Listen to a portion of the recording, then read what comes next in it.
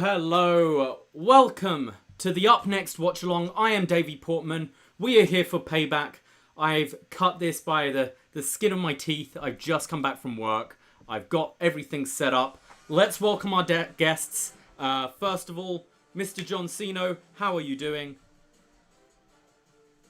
Oh, and now your audio's gone as well. Talk again to me. Hello, I'm here. Can you hear me? Excellent. Yes, I can. And we have B Detroit. How are you doing? Let's see if we have sound from you yet. Nope. I don't think we have any sound from Brian at the moment. We'll work on it, guys. But this is Payback. We are here. And yeah, what are your excitement levels, John, for this show? I'm pretty excited. The fact that it's only been 7 days since SummerSlam and this kind of came out of the blue, and you have your little angle with Heyman and Roman, I feel like something is definitely bound to happen tonight. Yeah, I feel like we're kind of going to have a big angle happen tonight. Otherwise, just why have it so soon after SummerSlam? Brian, we're struggling. I can't see the little microphone icon by your name here on Zoom. So I don't know if you need to have a look at your mic settings, if you're on mute or whatever. Or maybe you might want to try leaving the Zoom and coming back in. Sometimes that helps. Yeah, we can play about. Brian, if you can just try and sort of figure it out while we go on. Yeah, I'm also, my charger for my MacBook is currently at my girlfriend's, and it's in a Uber on the way here, so I'm hoping I'm on 9%, so it better get here fast. I'm sweating right now, guys. I'm sweating. How are we doing, YouTube room? Who's in the room right now? We've got Hogan. Hello, mates. All right, mates. We've got KB, A. McNamara. We've got Chuck Flamini, Chris Elliott, Stephen T, Alex Paulette. Alex says, not to be a downer, but there have been plenty of flat pay-per-views. My hopes aren't too high. Yeah, hopefully it picks up. We got Frank in here, so the chat is fire. The officially. Chat is fire. Brian's having difficulty hearing us at all. Yeah, I don't know what to suggest apart from Brian maybe leave for a second and come back in. Yeah, he might have to leave and come back. Let me see if I could chat in the actual Zoom. Okay. Just waiting for Brian to give it a go. Payback in the Thunderdome with Pyro. Looks great. I'm really hoping my computer doesn't die here, guys. Let's see. The Thunderdome is looking nice. I don't see any obscene squares so far. So good. Hopefully we're not going to get anything like that. Yeah. And now my Zoom's going funny as well. Right, where's my Uber? 709. He's close. 9% left. Now I'm here. You're here. Excellent. We hear you. Yes. There we go. We've got it going, guys. Just in time. Just in time. Just in time. And we're starting with a US title match. We have Lashley taking on Apollo. How have we felt about this story so far and these two guys? And what are your predictions? I'm taking Apollo Crews. Just because I would hate to see Apollo Crews' title reign cut so shortly by Bobby Lashley. Yeah, I feel you there. I think, have your video? No, your videos are working. Right, we're good. Now, just let's hope my Uber driver doesn't get stuck between some red lights. So, Brian, you're going for Apollo, did you say there? Yes, sir. I am going for Apollo. Yes. John, what do you think? Where would you go with this title? Do you put it on? I feel like this feud's been going around for so long now. Like MVP's been bouncing back and forth between all three of these guys. But I feel like Apollo has to win this and end the feud, and then maybe Hurt Business can move on to Keith Lee. Is what I would like to see. Okay. Yeah, I think the Hurt Business could maybe do with the title here. As you said, this feud's been going on for a while. I think a title will kind of help their stable a little bit. But I also wouldn't mind see Apollo move on to some other people. I think he's really kind of come out of his shell over the last couple of months. And I wouldn't mind see this run continuing. But I'm going to go with Bobby Lashley here. Going in the room, Hogan Bay thinks the Hurt Business are lit. We've got Chris Elliott thinks that Lashley's going to win after a Cedric heel turn. Hogan thinks this match is low-key going to bang. Frank Sulo thinks that Lio Rush returns to join the Hurt Business just because it's the least likely thing. And also it would greatly upset Janela. Oh, does Janela and Rush have beef? I know he was on the show recently. No, Lio Rush had like his retirement match at against Joey Janela at one of the GCW shows. Yes. So maybe he means like he would go against what he promised with his last match. With you. I like the storyline they've been doing with Cedric and Ricochet. MVP's been trying to recruit Cedric for the last couple weeks. I feel like it could be the other way around, and maybe Ricochet is the one that turns on Cedric and joins up with the Hurt Business. You're going to go for Ricochet. Yeah, I mean, I wouldn't mind... I don't know. I'm not as high up on Ricochet as everyone else seems to be. His just promos and stuff really let him down. But maybe that's what he needs. Like a heel turn or something could be exactly what his character needs for a bit of a change. But that would obviously involve one of them actually running out and interfering in this. Yeah, I'm surprised. I think maybe we are getting an angle here because I would have kind of expected this maybe on the pre-show. Did you get to see the pre-show, John? Yeah, there was only one match. You had the Riot Squad against the Iconics. The Iconics tried to make it seem like the Riot Squad were having like difficulties. Like they were pointing at Ruby saying she hurt Liv, whatever the case may be. But at the end of the day, the Riot Squad, they won the match, and they're trying to say that they're stronger than ever now with the Riot Squad reforming. Okay, good. So Riot Squad have picked up a win. Whew. 2 minutes till my Uber is here, guys, and we're on 7%. I need all your thoughts and prayers coming my way. B Detroit, did you happen to catch the pre-show? I did not, and it sounds like I didn't miss anything, so that's cool. Yeah. I would look up Liv Morgan's gear. She has matching gear with Ruby Riot now, so that's nice. They have a nice little matching gear. That's good, actually, because I would love more like complete women's tag teams, like with finishers, because I think only the Iconics have finishers. That's true. You know what? I was fearing because I was watching Ruby Riot with her gear and her green hair. I'm like, Vince or somebody's gonna see Shotzi, and they're gonna want to put Shotzi Blackheart with the Riot Squad. I feel like that's something that they would do. I hope that they don't, but I feel like they would do that.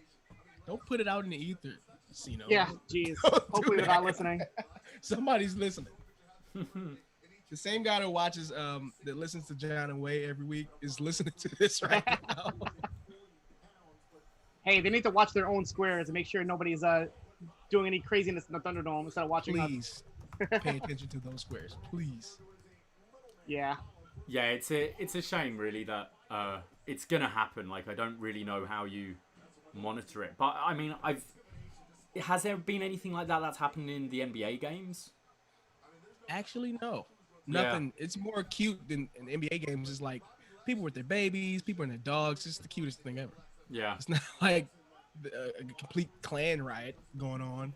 You know why? Because unfortunately, wrestling is so toxic that you have the people that want to literally damage WWE. Like, you don't have that with NBA. You don't have people, oh, I hate the NBA because I'm a fan of the WNBA. It's not like that. So with this, you have people that, want to see the downfall of Vince and WWE. So they're going to do stupid stuff. They're gonna want to get on the air, get their little meme or their 5 minutes of fame, whatever the case may be. And sadly, we have those bad apples in wrestling.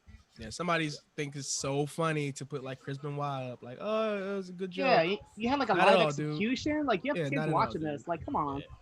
it's a little ridiculous. Even though they probably didn't catch it, but come on. So since we last spoke, our boy Keith Lee has had new music, new gear. I heard somewhere that the reason for the music is because I guess CFO, who used to make the music, like is going through some sort of lawsuit. So I feel like every music that they make is slowly changing. So I think that's why. And I feel like they probably didn't have enough of a heads up with Keith Lee, and they just give him generic rock track number 17. But hopefully that changes. I would make Keith Lee, if you're I will make your music for you, bro. Right? I will put my best bars together for Keith Lee right now. And you can see his face. He looks so upset. He's like, why am I wearing this? Why is this music playing? Ugh. I legit thought he had on like his shirt, and it was like hanging out of his shirt, like a WWE shirt hanging out of his tight shirt. And I'm like, what are those shorts? Yeah, they gave him the Cassius Ohno treatment. Yeah. I was instantly pissed. How does the chat room feel? I know Julian Brown says he hates the new music. Is anybody a fan? I want to see one person that's a fan of Keith Lee's new music. Right. Tag somebody. Okay, if you guys want to give me some follows, go on my Twitter, tag Keith Lee, and tell him I will make his theme. I will do it myself. It looks like Davey got his charger. It looks like we're back here. Success, as they say in the chat room. Guys, I don't know if we're gonna have as high drama as what just happened then. I plugged that in with 1% left. Jeez. I am sweating.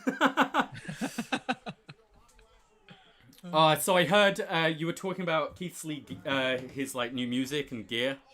Yeah, we're talking about his new music and how shit it is. I was saying how I think one of the reasons why is because the old group CFO that used to make the music, they left, and I think there's some sort of lawsuit or something going on, and I feel like they're changing all their music little by little. So I feel like that could be one of the reasons. I hope that's not the reason, because they made so many good songs. Oh yeah, yeah. I mean, didn't they do Finn Balor's and Nakamura's and all that as well? Like, what are you gonna take theirs away from them? Like, come on. Shashta's, they did. Oh, not her new music, of course, but they did everybody. Like, if they got an instrumental track, I think CFOs did it. Yeah, I think their new group is called Def Rebel. They started with Io Shirai's new music. That's their new group that's making the music. So their music is not bad. It's just they obviously didn't have a chance to Keith Lee. Who I do hope gets new music tonight is Roman Reigns. I hope that he gets a whole new look and everything. I'll make Roman's music too if they don't have. Yeah, I mean, I never felt he should have kept the Shield's music anyway. No, I thought that was you needed to freshen him up after the Shield, and also just for that like nostalgia pop when the Shield get back together. It's like, oh, it's just Roman's music, you know? Yeah. Yes, Steve. EO theme does bang. Oh, it's so good. Julian Brown says, please do not change Samoa Joe's music. I agree. Samoa Joe has really good music. It kind of like had to wear on me though. Like, I didn't like it at first. You remember his original music? His original music was really generic. And I forgot what show it was. It was like a takeover or something, and he had won the title or won the match, and they accidentally played his old theme song. It was like the weirdest thing ever. I forgot what show it was. I think it was a takeover, yeah. Yeah, you can see his face. He's like, that's not my song. Yeah, one of the interviews, it was like Talk Is Jericho or something like that. He actually went like very into his music and like how he chose it, and even that noise at the beginning. It's like a horn on a boat mixed with like a beast or something like that to get that really cool sound. Yeah, it sounds like I'm about to get murdered. Yes. When he comes out. Brandon from New Jersey wants Roman Reigns to go back to his FCW gear, no shirt and trunks, the old Roman Reigns, which I think you guys just saw on What's Next, right? He's still wearing the trunks? Yep. With the horse on it, the thoroughbred. The thoroughbred. I think he's just not going to wear a shirt. He's still going to have his shitty cargo pants on. Yeah, something's going to be slightly different. I can't see. Yeah. I don't know if he's going to be wearing the Shield like vest anymore. I hope not. I hope not. Yeah. Come on, he's got brand new teeth. He's got to get everything else new. Yeah. New gear, new music, New manager. new manager. Yep. I see a lot of people in the chat room. MJ, Brandon. Is everybody actually watching this show? I feel like a lot of people aren't watching Payback. I could be wrong. Crew's showing a bit more aggression than usual. He's taking it to Lashley.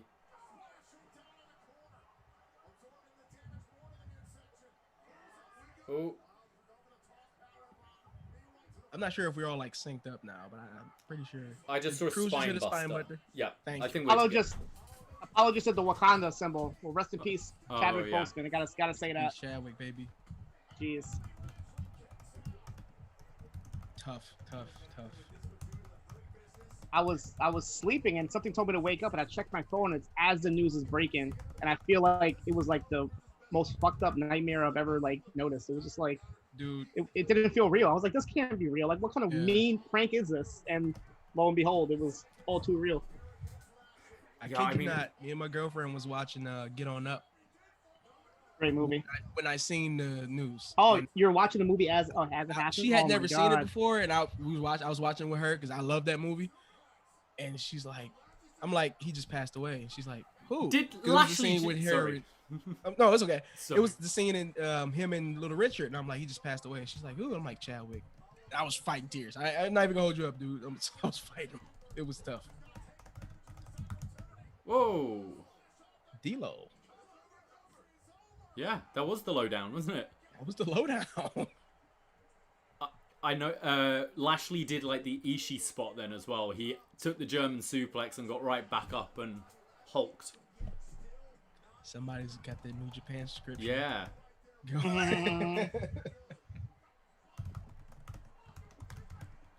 Did any of What you you guys watch? think of that show yesterday? Yeah, I was just Yeah, to say, did you watch the the Jingo show? Stadium? Yeah. Yeah, I watched it. It was good. It was very short. Like I'm not used to like a 6-match show with no like 6-man undercard matches. It was just straight Oh. like 6 matches. That was I great. much prefer it. And I hope we get the same thing with the G1. We don't need those like unnecessary 8-man matches, 6-man matches. Like for what? Just do the matches that people are there to see, and that's it. Nobody watches those anyway. No, everybody skips through those. Guy's just like feeding his face front row center. That's gonna be me in I a see sec. that. I love it. I love it. Ah! He's eating the big chicken wing. She's got giant ass chicken. Oh, okay. Oh my god. He taps. Yeah, I guess Wow. I'm a little ahead of you guys. Wow, I didn't expect I'm that. 0 for 1. That was fast too. I kind of like that he locked it in. He did a variation of the Like wrap the legs round and stuff. Yeah, I kind of like that. Okay, what were our thoughts? Match number 1 of the night. Lashley beating Apollo. It was okay for an opener. It was they did a lot actually. Yeah, Like, I was surprised. Yeah, for like what, a 15-minute match? That was I thought that was pretty that was good. I can't even be mad because that belt looks good around Lashley. I like that title. I know a lot of people don't. I think it looks really nice. I like it. I do like I that think title. that's gonna be my next purchase. What's the... Actually, Oh, yeah? What's with this photo shoot I don't that's know. They going on? grabbed someone at ringside to take photos.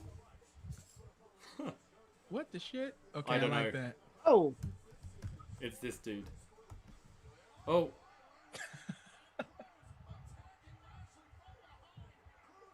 this is the spot where somebody comes out, maybe? Oh, maybe not. maybe to try and help him and then... I don't know.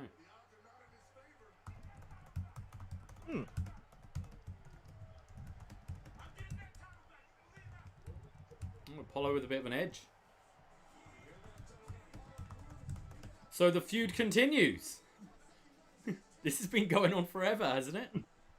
I think we're going through like 3 pay-per-views now. Yeah. Yeah. Mike Hogan says the show clearly can't be live, is it? I know when I was in the Thunderdome, there was like a 5-minute delay. So there is a little bit of delay for the Thunderdome. So yeah, it's not entirely live, but that's normal for any show to have a little delay. Yeah. The room seems to be quite happy with that match. Seem to quite enjoy it. But yeah, Chris Elliott says, does that make Cruz seem like a sore loser? I don't know if that's like a little turn we're doing with him or a bit of a change to his character. Yeah, I mean he lost by submission. He didn't like Yeah, he bit of a didn't dick get move. they didn't cheat or anything. No so why should he cheating, be that no. upset? Yeah. Right, I'm gonna quickly grab a drink. I'm not sure about how I feel about that one. I don't know. I liked it, but it's too early. Man. It's too early to take that belt off Cruz. Yeah.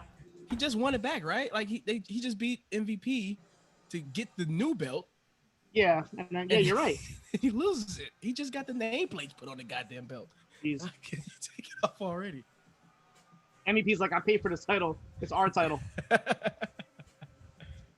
Oh, speaking of that, I wanted to bring this by you guys early. Now that it's fresh in my head. The Avengers game is coming out Friday. I'm pretty sure you already have it pre-ordered. If you're like me, Siino. I played the beta. I got it pre-ordered and all that ready. Me too. Would you guys be interested in doing a little bit of assembling? I'm definitely down. All right. I'm definitely down for sure. All right. I'm sure we got people in the room that probably want to do it.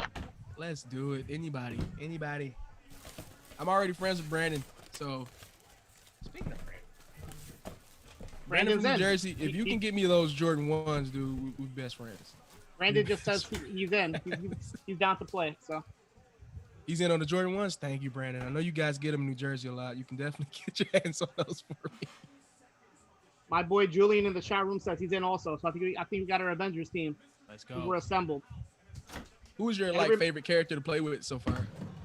I like Hulk. I always like Hulk. Whenever I play a game, I love playing as the Hulk. But the Thor was pretty good. I like Thor as well. I feel like Captain America was overpowered. And I never liked playing as Captain America. I don't know why. He was ridiculous. Like the minute you play, he was ridiculous though. His special move like takes out like 6 people. It was ridiculous.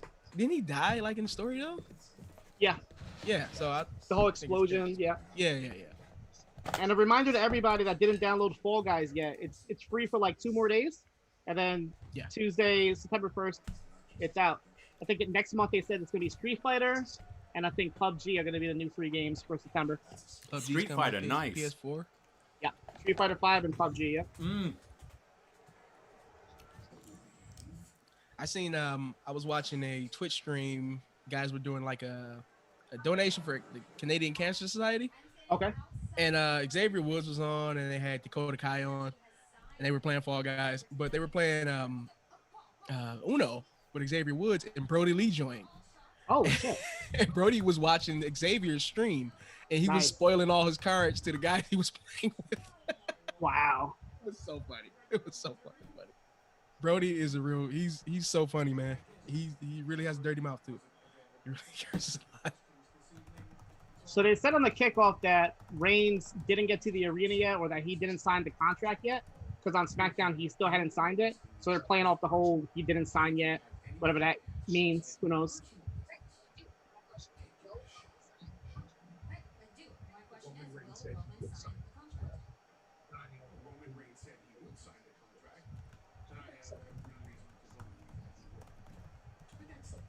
Something's definitely up, because storyline reason. Why would you not want to sign a contract? Like, why would you not want to be in a title match? Something's off. Like, I don't know. of all the people who wouldn't sign the contract, surely it would be Bray. It's the person defending. It's like, you've been off for months and you come back and you've been given a title shot. Sign the contract. Yeah. Something's a little weird. I think it's going to tie in with the Retribution angle. And I can see... I can see it kind of... The fact we've had Vince on TV the last couple of weeks, I could see Heyman kind of calling some demands, like if you want Roman in this match, like you've got to, I don't know, sign these guys or whatever. Yeah, they might pull the AEW with a page 17 and have like a clause at the end that nobody notices. Like Heyman could even like bring up being pulled from Raw, you know, like his grievances as well. Why is JBL's giving... Is he trying to recruit him? Like manager services? Yeah, so. Something like that. Financial services, I think he said.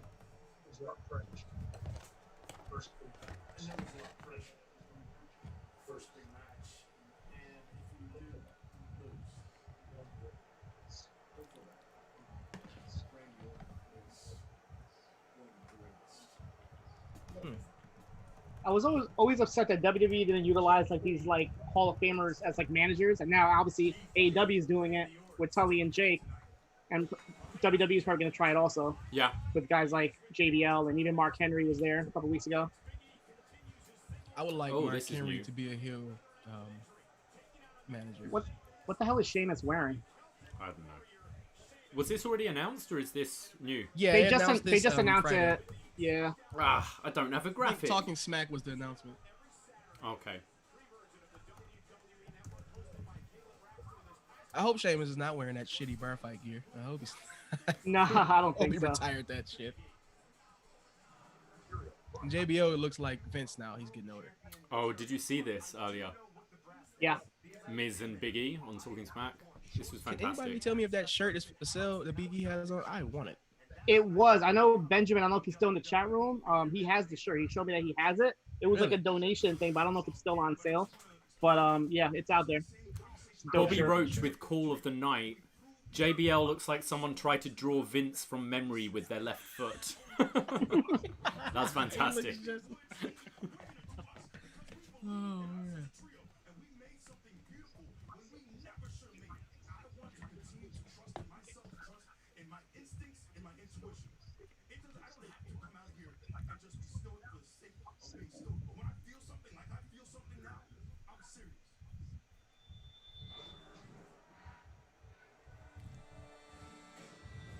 But why Sheamus? I'm not sure of that. They kind of had like a. Did they fight already on SmackDown? I feel like last week. I don't think they did. The first match in the Thunder was it like the? I feel like it was Sheamus and Big E. I could be wrong. Big E was in a tag match this week. Right, but the first match they had in the Thunderdome, I feel like the first match was Sheamus and Big E. That Big E won. Maybe so. I'm not sure. Yeah. I don't think I watched the beginning of SmackDown in like weeks. I always catch it at the end. Okay, so Benjamin says the shirt was the one they sold for the NAACP fundraiser. I believe they raised over $7,000. Okay, Nice. So I think it was like a limited thing. I don't think it's still on sale. Oh, no, I missed it. Sheamus with the pyro. Yeah, I feel like everybody's getting pyro now. Yeah, yeah. Every time that goes off, I'm like, oh look, that's Curtis Axel's wage. That's Rusev's wage right there. Riddle had flip-flop pyros Friday nights. Yeah, I saw that. The flip-flop graphics, yeah. Yeah, he flipped it. He kicked his shoes off. The pyro went off. I'm like, okay. Something I would have did in a 2K game, but okay. Is this supposed to be like a Guy Ritchie look? Like, what's going on with Sheamus? Like, is this an actual like look that people wear? Nah. Speaking of Guy Ritchie, did you ever play the PS2 game, The Getaway? It was like GTA style, came out like way back. They're supposed to be remaking it for the PS4, but it was like one of my favorite games. It's very like GTA-like, but it's in London.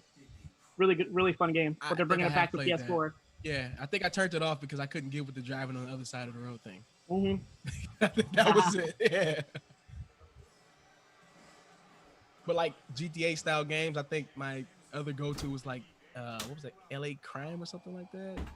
True Crime.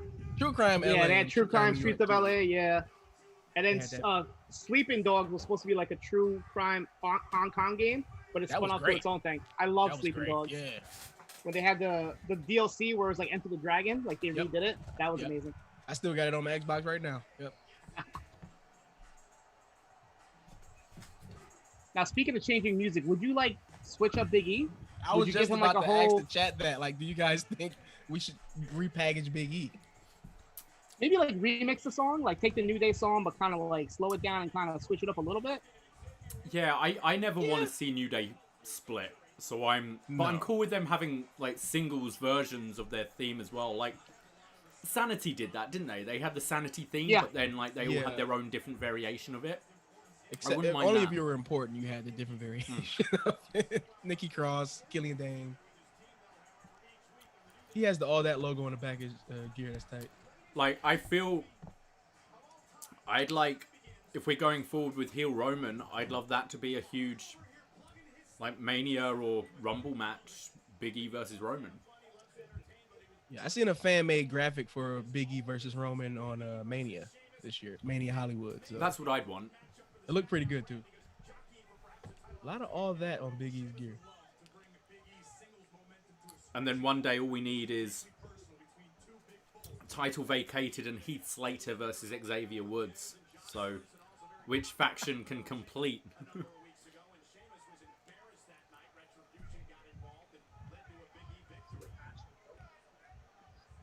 Yeah, my friend just sent me the picture of Brad Pitt in Snatch. That's the look that they think That's what he's going for, yeah. Sheamus is going for.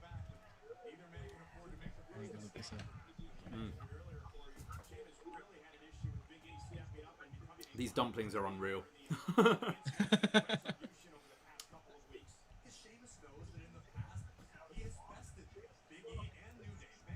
Chris Elliott says that E's not wearing an armband again tonight. Yeah, I noticed that on SmackDown. He stopped wearing the armbands.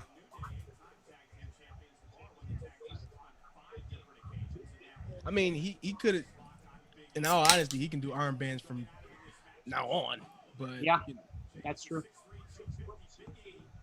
I like his gear though. I like the little purple, orange look.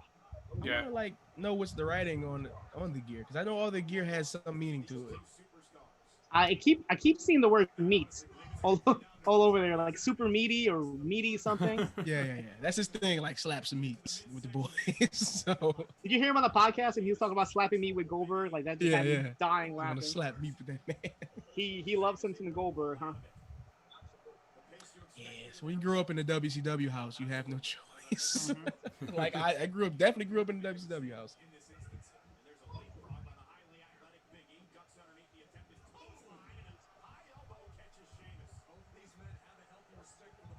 What do we think of the crowd sound tonight? Does it seem different than normal, or is it just the same? It sounds like the same that I've been hearing the last couple. It sounds better than New Japan, I'll tell you that much. Their crowd noise was like stop and start. It was really, really weird. It's strange with the clapping there, right? Mm-hmm. Like you can't get any of the oohs or the ahs. It's just. So I don't understand, why don't they allow people to make noise in Japan? Like how's that coincide with COVID? Like they just want people to relax and be calm? Well, it's to stop people from like droplets coming out, right? If you're screaming. Oh, I guess that's true. I didn't think about that way. Yeah. Like we have something at the bars we work at. You can't have the music on too loud, because loud music encourages people to lean forwards, to like try and hear a conversation. Oh, jeez. So Brandon pointed out something. His gear says "Book your boy on Cameo," because Big E's like really, really big on Cameo. That's hilarious. Yeah, I just noticed it.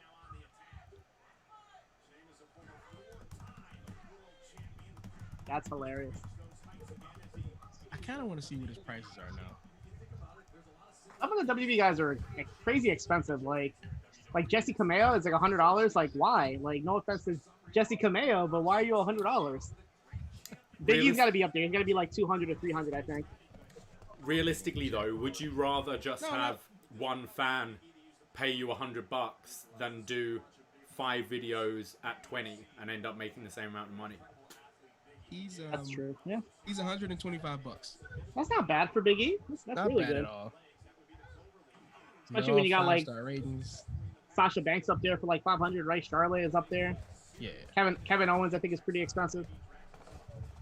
Isn't MJF like 600 or something like that? Kevin Owens isn't like a guy I would think would be doing cameos. Yeah.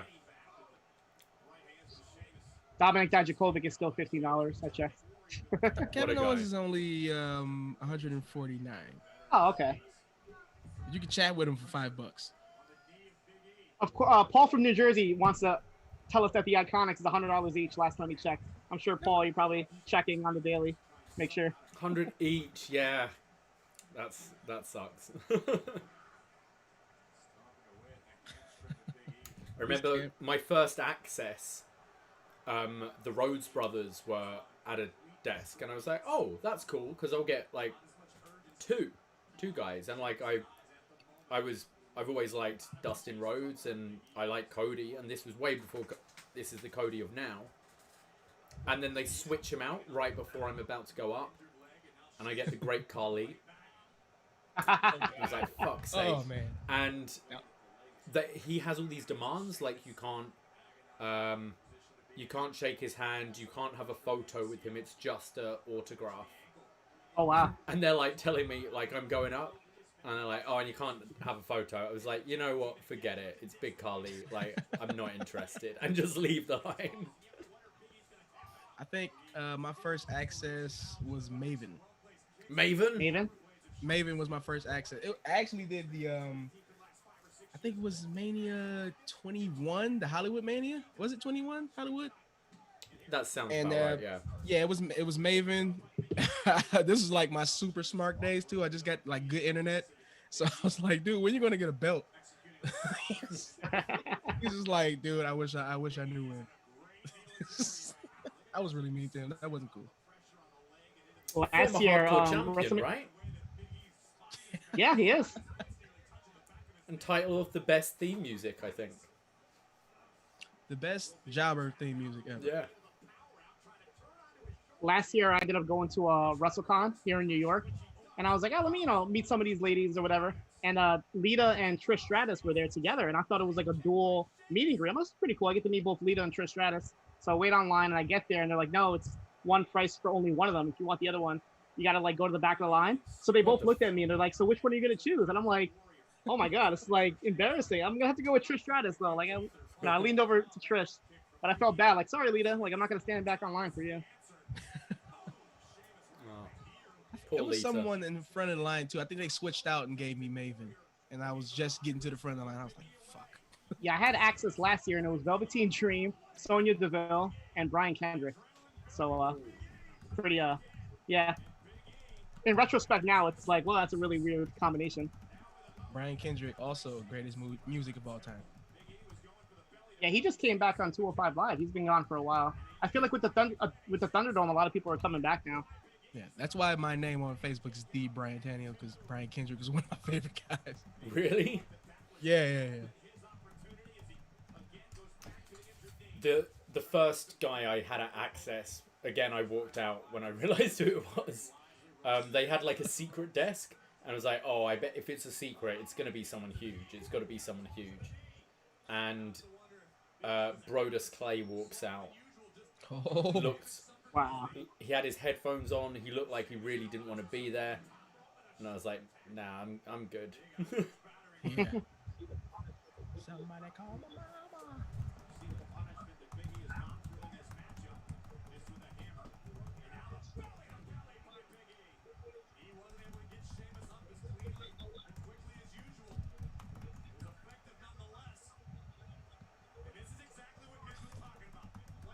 Yeah, KB in the chat is asking that they make you sign up to confirm that you're 18, but you see a lot of kids. I know when I was there, they were like, you have to be the one to sign in, but it's up to your discretion if you want your child to be on camera. Yeah. They didn't mention that. I can imagine a lot of parents putting their kids on, right? Being my son was like, I want to be on TV. Yeah. Who would mind, though? It's WWE. I mean, it's the same thing as bringing your kid to a wrestling show. Yeah, like, what's the difference? They're still going to be on camera. Yep. I've been trying to do the NBA virtual friend thing since they started, and I still can't get in. Like, I don't know. I'm guessing that's tougher to get into, right? It has to be. I don't know if they're doing it like by the city now, because it's the playoffs and everything. But I've been trying to get in there for a while. And that's still free, right? You don't have to pay for that. Yeah, it's free too. What makes me want to get an Oculus, because they do the courtside Oculus thing. Oh, that's awesome. Yeah, so you can actually, as if you're watching a game, that's pretty cool. It's like, maybe I should just get one of those. Yeah, I'm surprised WWE. I know they've messed around with virtual reality in the past. I'm surprised they haven't done anything like that. Mm-hmm. Like ringside view. Is that the executioner? It's like sharpshooter with the knee down. He used to do the close. That's the executioner, right? Isn't that the executioner? Is that it? I think it is. It's just poorly executed. Yeah. It's because Big E's legs are so big. That's probably why he didn't bother trying the cloverleaf. And Sheamus fell over. Yes.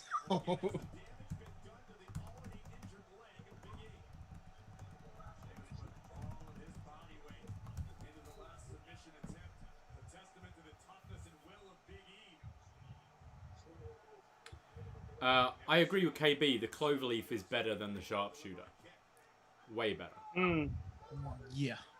And there's a lot of love for Sheamus going on in the room right now. Bobby Roach says he rarely has a bad match. I don't I don't hate Sheamus, but I've never been like a huge fan of him. And every time Big E does that, I get so freaking scared. Jeez. Oh God. Oh my God. I feel like hate one of that these move, days. man. Yeah, love I don't know that why move. he I does think it that. looks great. Well, when he does it on big guys, it's pretty cool. But smaller guys, he looks like he's going to die.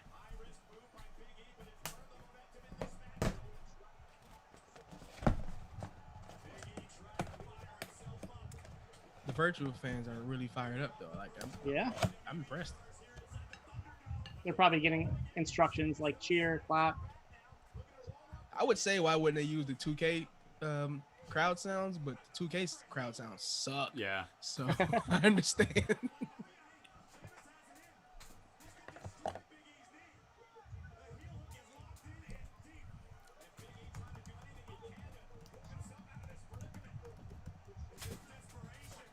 Chris Elliott says that Baron Corbin has a tweet saying he's going to prove to the world that Riddle is a failure in the ring, just like he's a failure at home.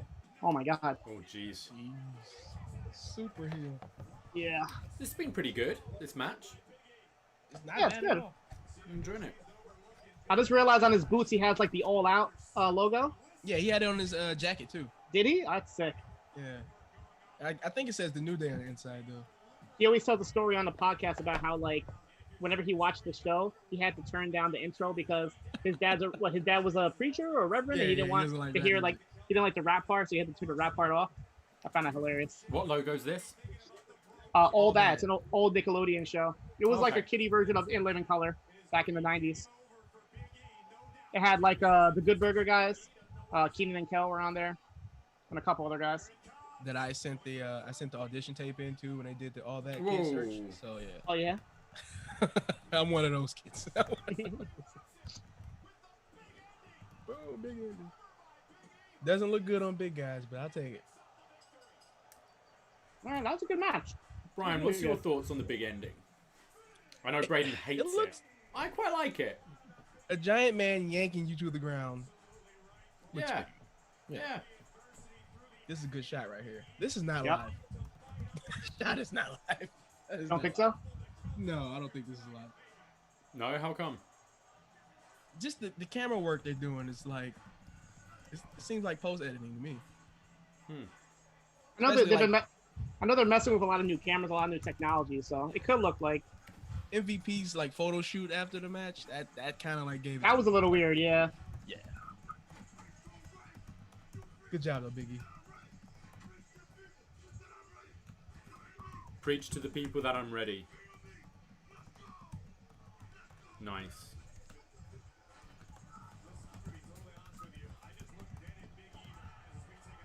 Well, at least Sheamus lost. Usually Sheamus beats everybody. It's true. Everybody. And wins everything. All the belts. Money in the bank. Has he won a Rumble yet? Big E? Yeah. No. No, Sheamus. Oh, Sheamus. Has he won yeah. a Royal Rumble? Because I think so. he won Sheamus almost every won big match. Like, 2012? 2013? yeah, I know he's won. He's won a Rumble. He took out Jericho at the end. He wins everything.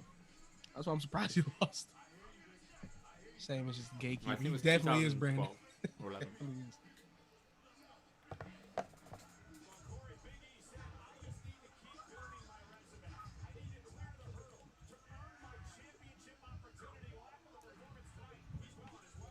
That's good. I'm enjoying so far. Not bad. I'm jealous of Big E's body. I wish I could look like that, but I kind of wish that Big E had the briefcase instead of Otis. Like I like Otis, but imagine Big E having that and just having that suspense. I think Big E would be good for the Rumble, though. yeah. Oh yeah. Big E shenanigans with the case running around though, like him gyrating with the case. Yeah. Is she new?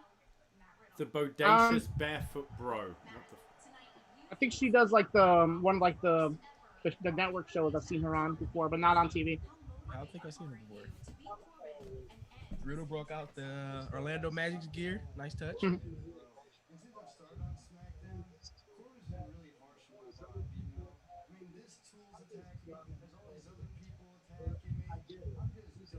A lot of people in the chat room not fans of Matt Riddle.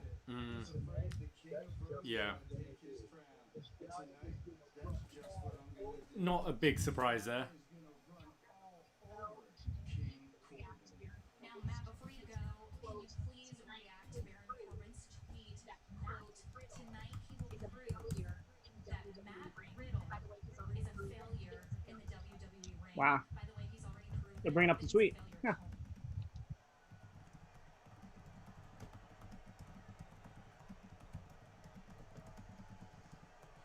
First time we ever seen a serious Riddle, huh?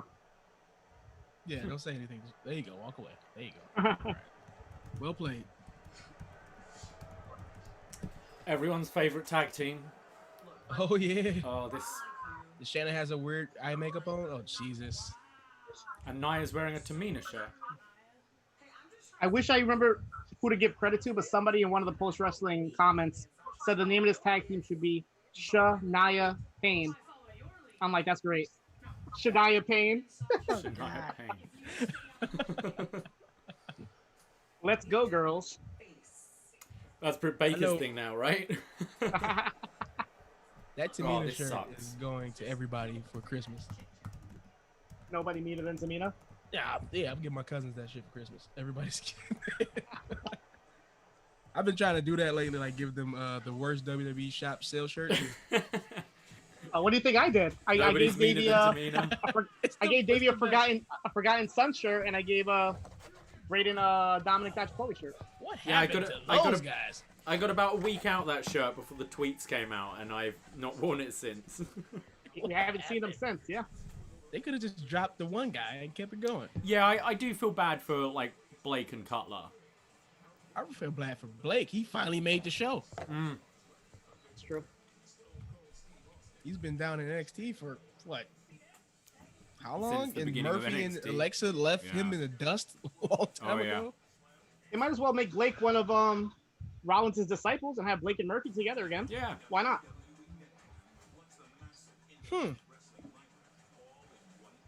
Yeah, but that'll look like Edgeheads. Okay, this is like Evolve WXW Progress. Yeah. All the indie every other Saturday they've been adding new shows to the network. Every Saturday. They just added I think it's every other Saturday. Yesterday they just added the Evolve show they had WrestleMania weekend last year. It was Austin Theory against Kyle O'Reilly in the main event. Really good match. Hey guys, go on the WWE Network if you want to see them do cool moves they used to do. Right? Yeah. All right. Oh. And Corbin. Wow, look at this guy. Those poor guys gotta hold this piece of shit up. And walk All right, the guy in the bottom left is gonna be NXT champion in like 2 years probably. We're gonna look back at this. Either that, he's gonna be real jacked because he's struggling. Remember when they used to do it with King Mabel when he was with King, and you had like D'Lo Brown was one of the guys back then. You see his face like about to explode from the sweat from carrying King Mabel. He had those guys carry him out at. It was a big pay-per-view with a long ramp. I forgot what pay-per-view it was, and one guy looked like he was just gonna explode. Yeah.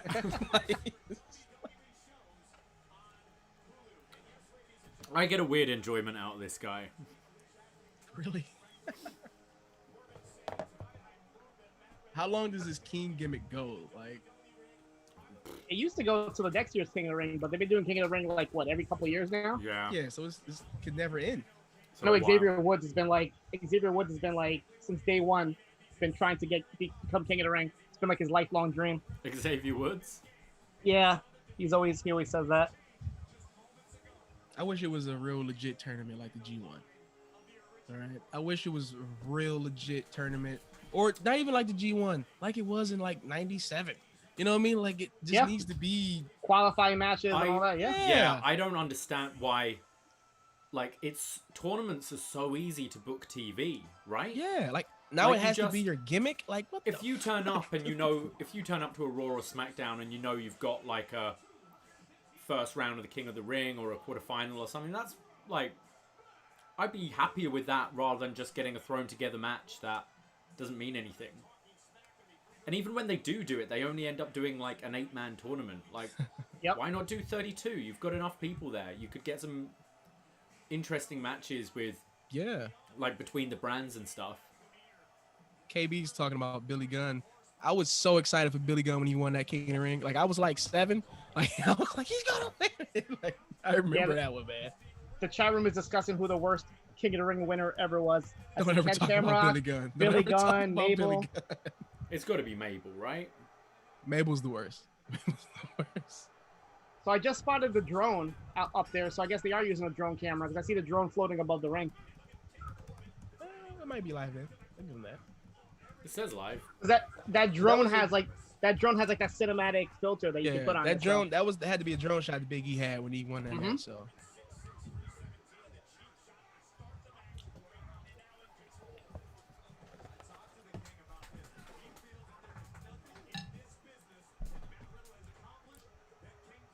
Didn't Brock Lesnar win King of the Ring once also? But he didn't actually wear the King of the Ring like outfit. He won it, and it got him a title shot against The Rock at SummerSlam. The Rock, yep. At one point in time, it didn't have to be your gimmick, so. Yeah, it would kind of like go back and forth. Yeah. Like I know Wade Barrett won it one year, and he had like his own King of the Ring gimmick. Yep, that was It around depends the time if it you're had to be your gimmick. if you're a legit guy or not, right? Like, yeah, Corbin, it's like, right, we got to get him out of this, like Applebee's waiter outfit. Imagine they would have turned Steve Austin into King Austin. Yeah, That would have changed history. King 360. they maybe had the shirt all drawn up, and then he cut that promo, and they're like, I think we got something better here. Never mind. That's it. That sounded all right. That Austin merch guys were 316 like, thing. Fuck. We just ordered 300 of these.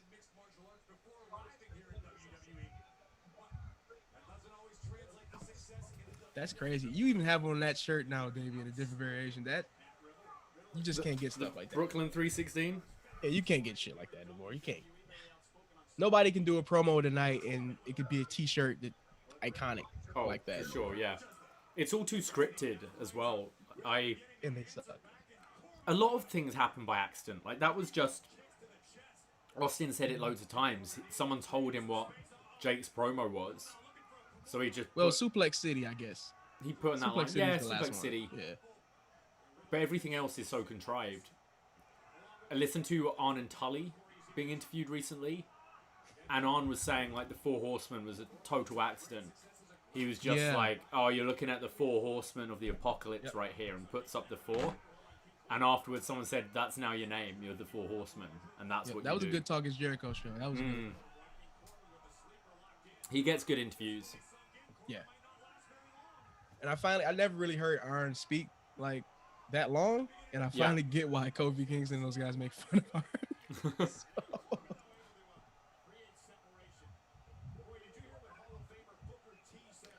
I'm still confused why Corbin has hobo tattooed behind his ear. Is that what it says? Pretty sure it's hobo? hobo. It's got to be an acronym for something. I would hope so. I hope so too. So I've noticed that a couple guys tonight are wearing these bracelets. Like Matt Riddle has one, and I think Shelton Benjamin had the same kind. It's like a red and yellow bracelet. I'm guessing it's kind of like AEW with the COVID testing, maybe. Yeah, maybe.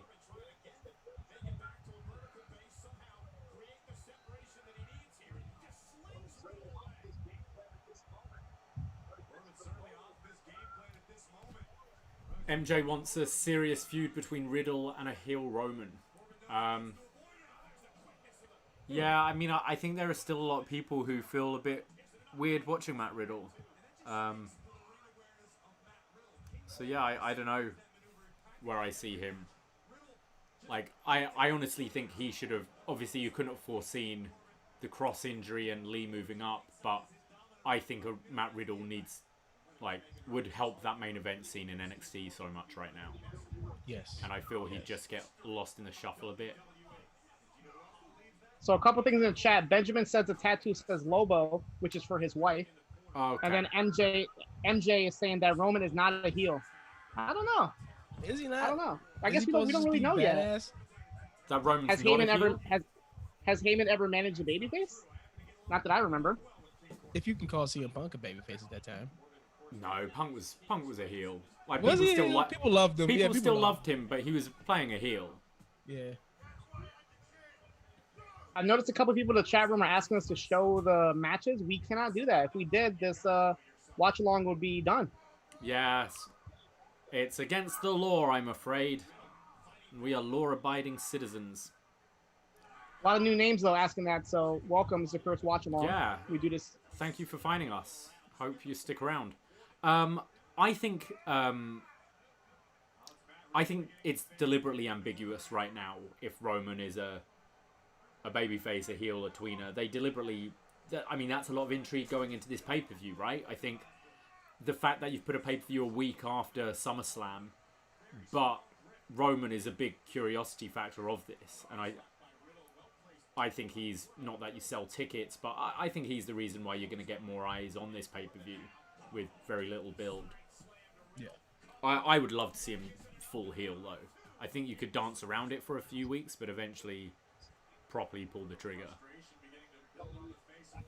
I think it's better for him to turn heel where there's no fans now. So even when they come back, they aren't be enough to boo him. That's true. Yep. Yeah, worst case scenario, like it's revealed that Heyman is the one that helped him get the title match, and then Roman turns on Heyman. That would be terrible. That would be like the worst thing possible. Oh, wow. Yeah, I want to see this. I want to see this Heyman Roman thing for a while. Roman doesn't have to talk, and that's the best part about it.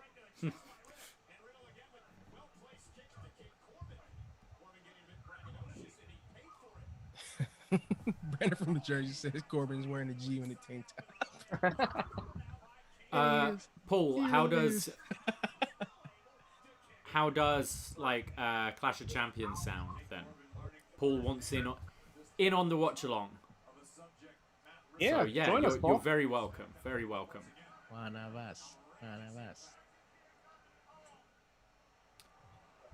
I didn't realize it till after, but when I went to the meet and greet with John and Wei, I was sitting at the same table with Paul from New Jersey. After a while, I realized that, oh, it was Paul. So I did meet Paul back last year.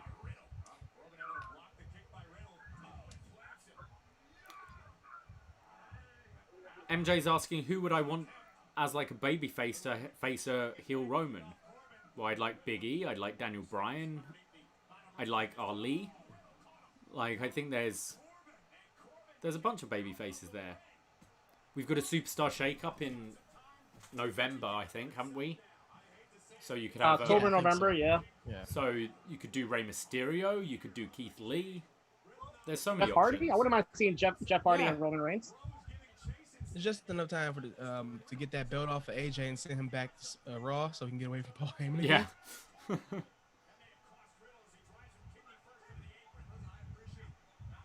What do you guys think about Sammy and his belt?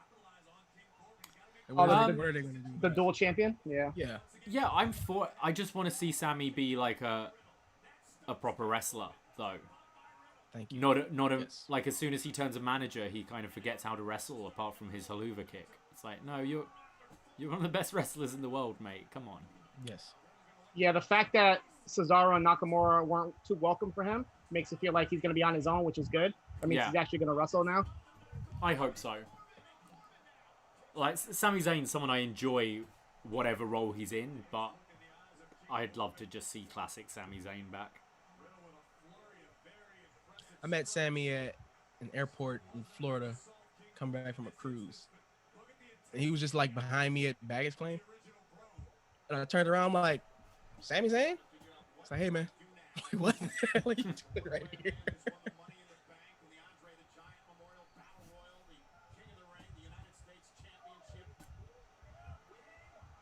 And thank you, Chris. Chris said he listened to the X Division Best Match Ever today, where we had JP. Yeah, JP was fantastic. That's the first time we've ever spoken with him, and he's great. I really enjoyed that show. So if you haven't had a chance to listen yet, that's up on the Patreon for North American and World Champions. Good. I have another podcast to listen to a break tomorrow. Yeah, if you guys haven't checked out the September schedule, we have it up on Twitter and Facebook now. A lot of good shows coming for September. I'm excited for the Batman series to start. Batman 89, the first one. Yeah, I'm really looking forward to that. I'm quite looking forward to going back and watching the SmackDown from 2002. My birthday show. That looks fun. Clash of Champions 1 we've got coming up. We've got The Room in an episode of Up Yours. Back to the Future in another episode of Up Yours. Back on. How you guys feel about the new Batman trailer? I'm Love it. excited. Yeah. I was watching a video today that says that they're probably gonna do the Snyder cut like a couple weeks before the Batman movie and tie in that movie with the whole, because you know the whole Flashpoint paradox. They're supposed to go ahead and connect every single DC movie, so they think that Snyder cut's gonna actually be the definition of that before the new Robert Pattinson Batman movie. Okay. Jeez. When's You know- Snyder Cut coming out? They're saying September, like late September, and then Okay. early October would be Batman. You know, I didn't put 2 and 2 together that the new Christopher Nolan movie, Tenet, has Robert Pattinson already in it. So it's funny that he's directing the new Batman. I didn't even think about that. Wait, sorry, who's directing the new Batman?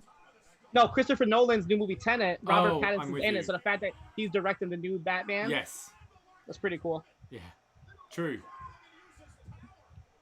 Yeah, I was hooked in. Once Something in the Way came on, I was like, oh god. I was like, this is super dark, and I like it already. That trailer had me amped. I was ready to see it now. Yeah, it looks really good. What's crazy is I believe Robert Pattinson is older than Christian Bale was when he did Batman Begins. Heard it with the dub.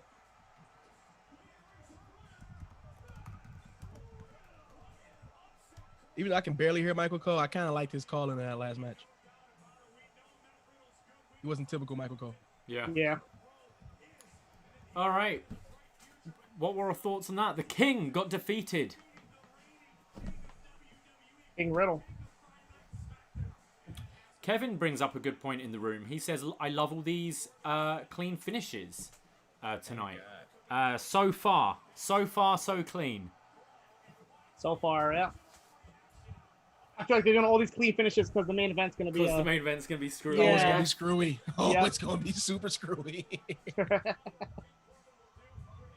Enjoy these clean It's gonna finishes. come Now. out. Yeah. Retribution coming out for sure, and it's gonna be Yeah, like it's weird. I look, the description for this show says like something about Retribution is coming back for Payback, and then it mentions Roman Reigns, John Cena, and Alexa Bliss. So I don't know if it's like an old summary that they're just reusing, or they just somebody totally messed up. That's a weird combination of three to mention as well. Yeah, It really is. It really is. it's like it literally says like Cena, Roman, and Alexa are coming back for Retribution or Payback, and I'm just like, okay. Are we gonna get the return of the two-man power trip, but with Cena and Roman Reigns, managed by Paul Heyman? Damn. That would be insanity. I don't know about this game yet. If I'm gonna try this out or not. I'm getting it. Yeah. Not It looks even fun, thinking about but- it. Yeah, not even thinking about it. I'm getting it. Hopefully it's not like full price. Is it $60? It looks like a $40 game to me. So I'm hoping it's not the full price. Well, they did their NBA when 2K did the NBA game like in that style. It was like $24. So Okay, good. yeah, I'm hoping that they do the same. I didn't look at the pre-orders yet though. It doesn't look like my kind of game that I'd like, but if the price is right, I might Yeah. give it a go. Why are they going I back like to wacky SummerSlam wrestling 2005? That's weird. 2015, I mean.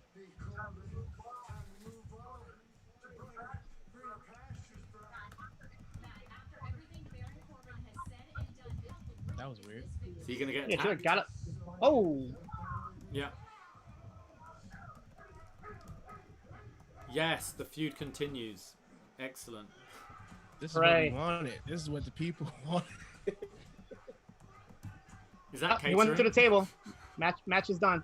Is that Tables catering match. everyone talks about? I think so.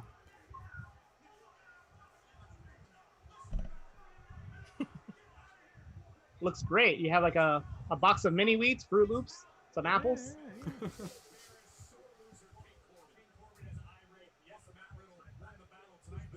Chris Elliott said that wasn't a Japanese table. That's true. Wouldn't have broke. I am not looking forward to this match. I've got to Not at all. admit. I love Sasha and Bailey, but this pretty much has, well, not really any build. No heat at I all. can't stand Nia Jax. I like Shayna Baszler. I know she's not everyone's style, but I can't really think of her as a tag team wrestler, you know? Well, she's not. I mean, she slaps and pushes Nia all around the place. I don't know what's going on with it. Yeah, it's very strange. And for some reason, since she's been on the main roster, they've been making her wear this weird eye makeup like Ronda, and I hate it. Yeah. Noticed that. And I'm pretty sure Shayna doesn't wear that shit. I'm pretty sure.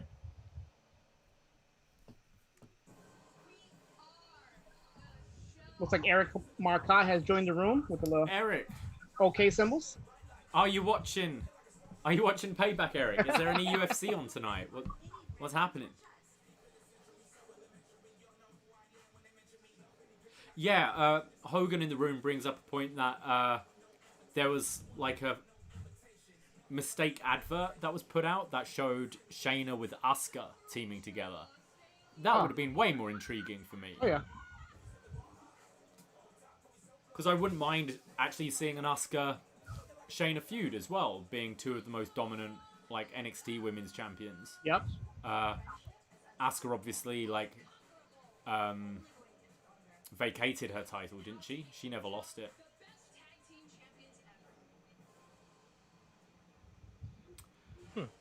Bailey was taking some shots at Sasha on SmackDown. Oh really? Yeah, like at one point they were saying how like how she Bailey said how Sasha could never defend her title, like she always loses her first matches. Yeah. And then something about like not being good enough to have two belts like me or something, and Sasha's over there holding one belt. Like, oh no, she was saying how to Big E how he's only good to win the tag titles, like that's all you're good for. And then Sasha's standing in the background like, what the fuck?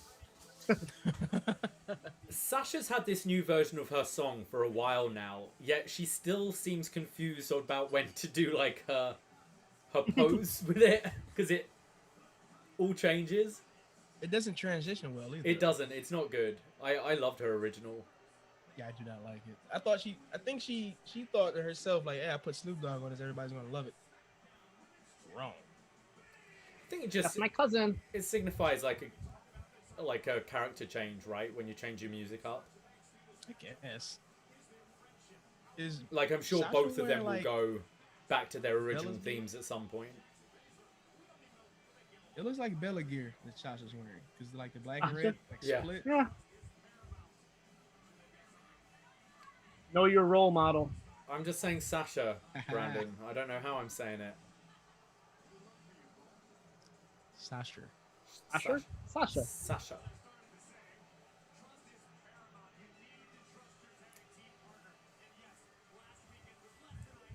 Now, when do you split these two? Do you start that tonight? Do you break up their title reign tonight? Like, I feel there's more juice in this, and I still don't feel they've defended against enough people. I'd love to see them in NXT a bit more defending these titles. But I have no interest in seeing Shayna and Nia showing up on Wednesdays. At all. Not a fan of Shania Payne. Shania Payne. I do like the name.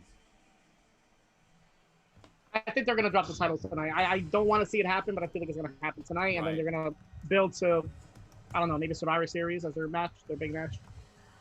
Like this should be the first like fuck finish of the night in the Sasha and Bailey world. I'm not like most girls. Why is she wearing a Tamina shirt? Like I understand she's like supporting her cousin, but what's the point of wearing a Tamina shirt?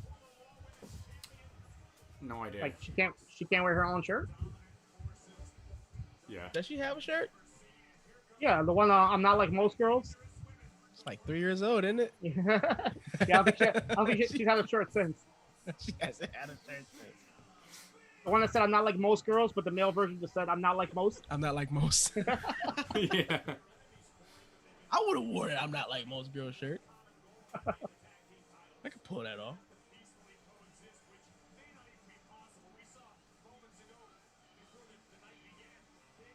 I like Shayna's theme too. It's good. Brandon wants the title change. He says it's time for a change up.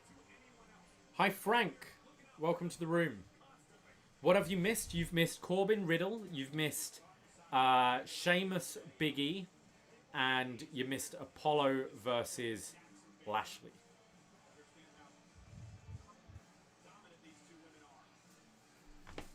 a weird tag team. Like Nia and Shayna doesn't even like. I don't know. I hope Shayna like leaves mid-match and just ruin Nia. I don't know. I just don't like Nia. I'm Shayna Baszler. I'm Shayna Baszler.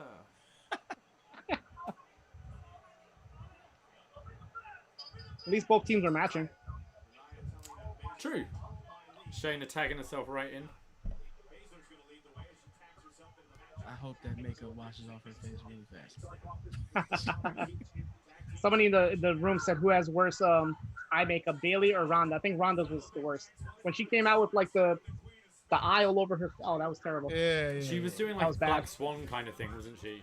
Yeah. That's what Shayna's doing right now. Yeah. Like, she looks like Swanish.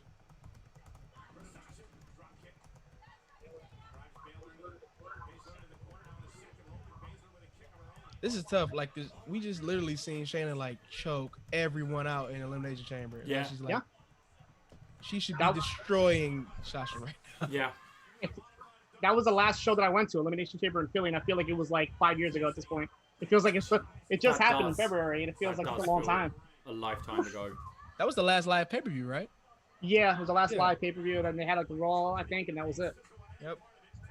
Raw, then I was supposed to go to the SmackDown, and then that was it. Right. So yeah, I remember that. SmackDown was in Detroit, yeah. Mm-hmm. Yeah, those beginning PC shows were pretty bad when you had like the Steve Austin thing and that was they had Triple H appreciation night. Oh, yep. They had the empty I didn't watch that night lit up, because of that shit. didn't they? Yeah. And they did good numbers that night too. Like both nights they did curiosity. Good numbers. Yep. Yeah. Oof. I had people who didn't watch wrestling uploading. It's like, this looks so weird. Yeah, just keep watching. Weird. Like, keep watching, guys. Keep watching. It gets worse. It took AEW to show them how to do it. I don't know. I didn't feel too safe watching those AEW fans though. They didn't seem. I did not seem. There was a lot of grouping up. There was a lot of groups. Yeah, didn't seem too safe to me. They said it was going to be like pods. I didn't see any pods. No, they were all. At one point, I saw a whole group of people just all together. Just standing. Yeah. So. I mean, how many tickets can you buy like as a group? I don't know, but I know there was that whole issue where resellers were buying them and then resell them as individuals. So because here in Ontario, you can be a group of 10. That can be like your bubble. So I guess if you've got groups of 10 going to a wrestling show and they're all spread out, it's gonna look maybe less socially distant than you would think. Chris Elliott is saying that 6 was the number. He thinks it was 6. 6? Yeah. With the arena being so big, they should have literally spread everyone out. Yeah. 6 here, 6 there, 6 over there. You know, it's no like the stadium's big enough, right? It's huge, yeah. I think the only problem with that is they don't have like a Titantron like WWE, right? So at a certain point, I don't think you can actually see what's going on. But it's an amphitheater, so you're looking right down at the action. So did Nia just injure Sasha Banks? Yeah. I'm pretty sure she probably did. Something's broken or ruptured. Yeah, when NXT comes here, they perform. They do it in the amphitheater, and it looks great. I love amphitheaters. They're just such good venues. They look like South Park wrestling, but that looks good too.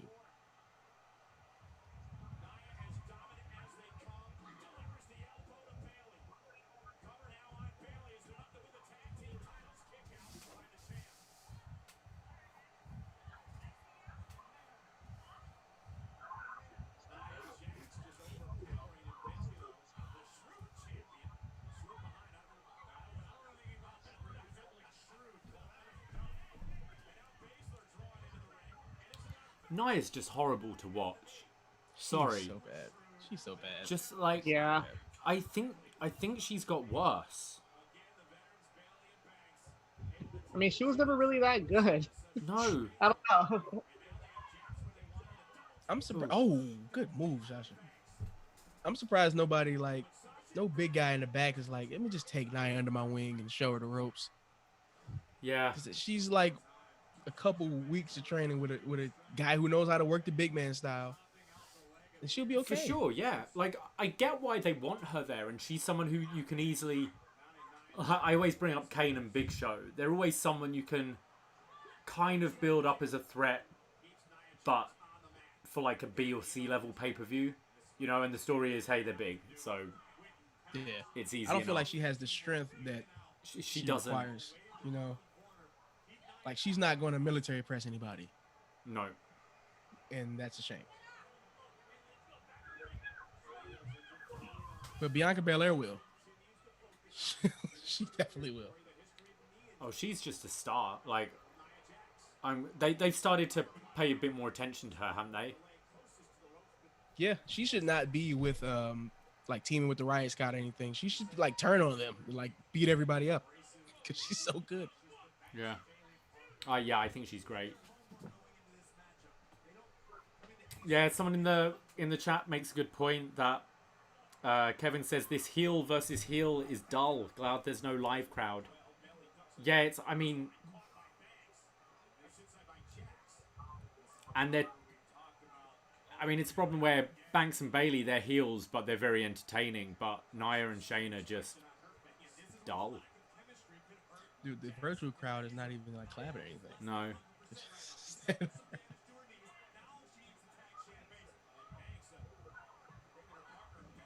Oh. I get scared. Whenever Nia Jax falls back, I just get scared. What the hell is that? Oh, jeez. All right. I thought that was an actual botch for a second. It kind of was. Yeah. Hey, I think I've seen this match. Wasn't this at Takeover in London? Nia versus Bailey. I think I was at Probably. That match. Yeah. They definitely, yeah. Or Bailey stuck around for a while and everybody left. And I'm pretty sure Nia was there at that point. But why does Shayna even want to tag with her and win the belts? I don't understand. I don't know. Like, I see in the segments, they just in the back slapping each other and pushing each other. It didn't make any sense. Yeah, they're like calling each other names and stuff. Like, it was Yeah, so it's stupid. so stupid. Why is she going for the tag titles if her whole gimmick is she doesn't want any friends? Like, she wants to be It's on her not own. even like She doesn't like Nia. the bar got put together after his like 7 series, man. Like, you know, so at least they, I don't know. This is completely odd. Make more women's tag teams, please, with actual moves and gear that matches.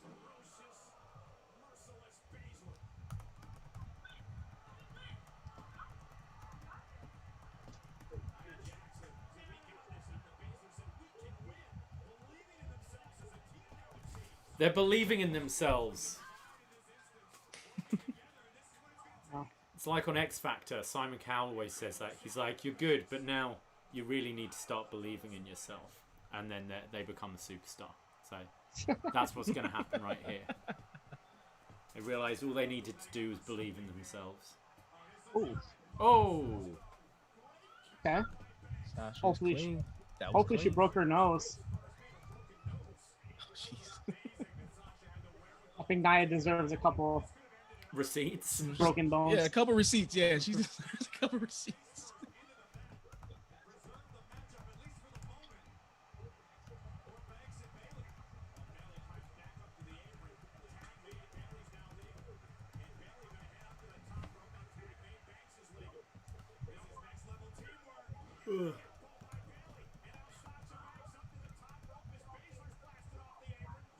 That was a nice frog splash. That was the best one I've seen her do. That was the Yeah, best one, I think. That was really nice. I think Kevin Core is way ahead of us, so please no spoilers. He said frog splash like a minute ago. I'm like, Oh, wait, really? frog splash? Yeah. I think he was counting the frog splash counter too, because he counted Apollo Crews. So that's two right, of the night. yeah. Oh, okay. Two We're gonna of the get- night. At least one in the men's tag match with Oh, either Dominic, Seth yeah. or Mysterio, Dominic yeah. hitting it. Frog splash counted at 2. We'll probably get Randy hitting a frog splash. Oh, gee. If Randy Orton does a frog splash, I'll chug a beer.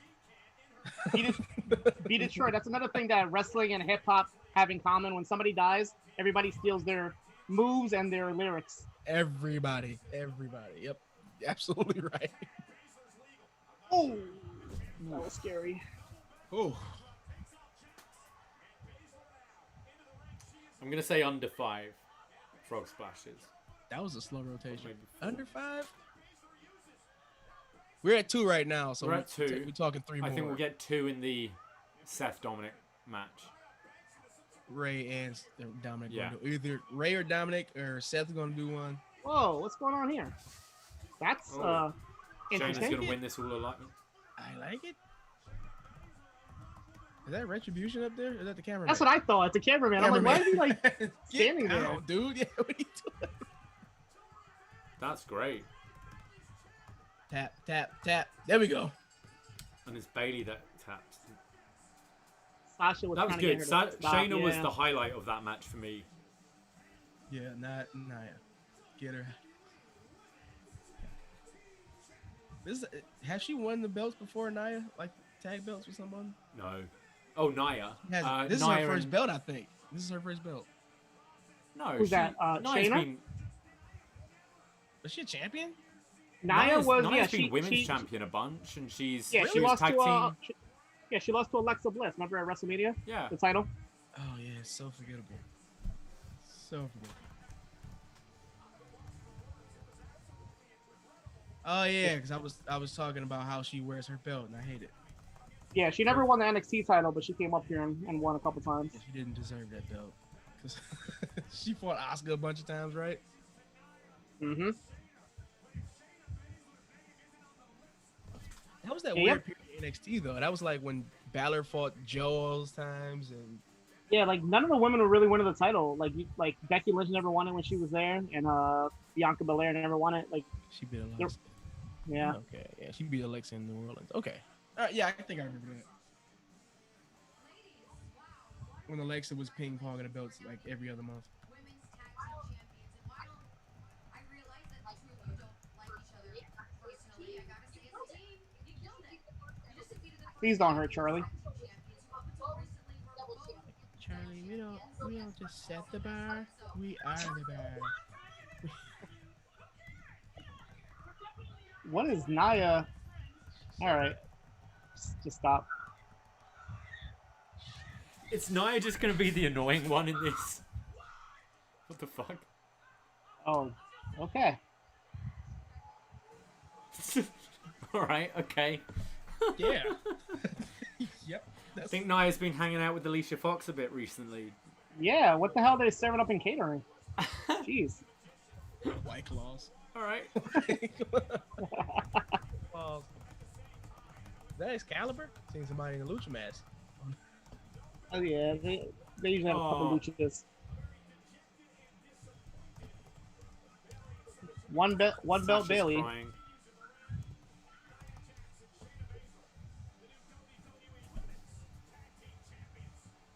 Bailey tapped, so there's your turn.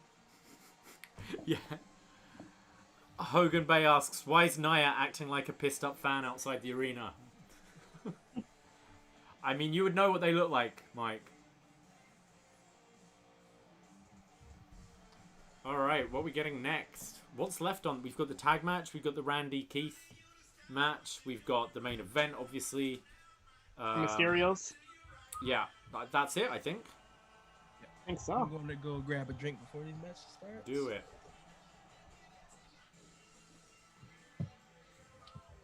Oh my word, when is that coming out? That's not Kurt been out Angle, yet, yeah. has it? Kurt Angle and No, Austin? no, not yet. That's going to be great. Cat.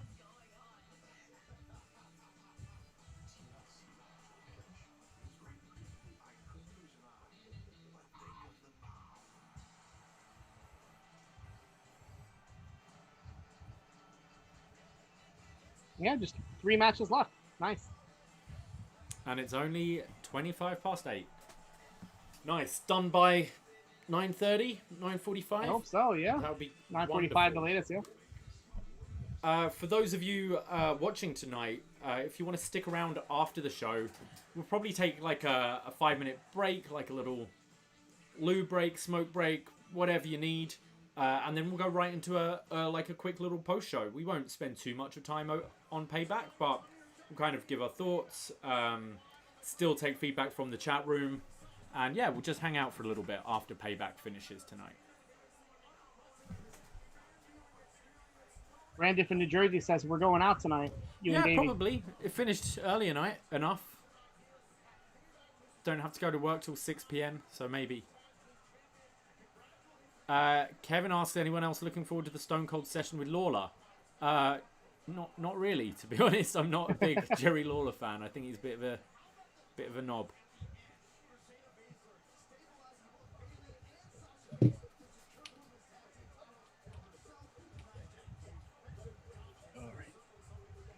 What's the drink of choice? Oh, is that a Modelo? That's the Modelo. I like Modelo. Modelo. Modelo's nice. What are you drinking, John? Tonight I'm sticking with Sprite. I got the little one here. I don't like to drink when he's around, so Okay. gotta keep it PG tonight. That's fair enough. Fair enough. WWE messing with my schedule with the watch along. I didn't expect to have two back-to-back Sundays. I know, doing yeah. This, so. My dad was digging that last match too. I always got to do the dad update. Your dad liked the last match? He's digging it. Yeah. Oh yeah. Who's your dad's favorite wrestler? What was that? Who's your dad's favorite wrestler right now? He likes Roman. Roman? Yeah, he's a Roman guy. He doesn't like Roman with Heyman, but he likes Roman. So they said in the pre-show that Drew McIntyre got a fractured jaw from those. He got 3 punts on Monday, and they said he got a fractured jaw as a result. So his best friend, Keith Lee, all of a sudden, is getting payback. This Drew McIntyre has so many best friends, right? Yeah. His best friend Ric Flair got taken out. His best friend Shawn Michaels. Jinder Mahal. Drew has a bit of a glass fucking jaw because Shawn Michaels ate that punt like a champ. He's just like, oh, I got a broken jaw now. I'm like, nah, Shawn was fine. I mean, Drew got 3 punts. I don't think anybody's ever got 3 punts in one night. Hey, he'll be okay. He'll be okay. That's just a night out in Glasgow, though. I think like he should be all right. He's given enough Glasgow kiss that he should know that punt. That's true. I hate to have a Glasgow hug. Shit. Oh, God. Yeah, he did get kicked in the head 3 times.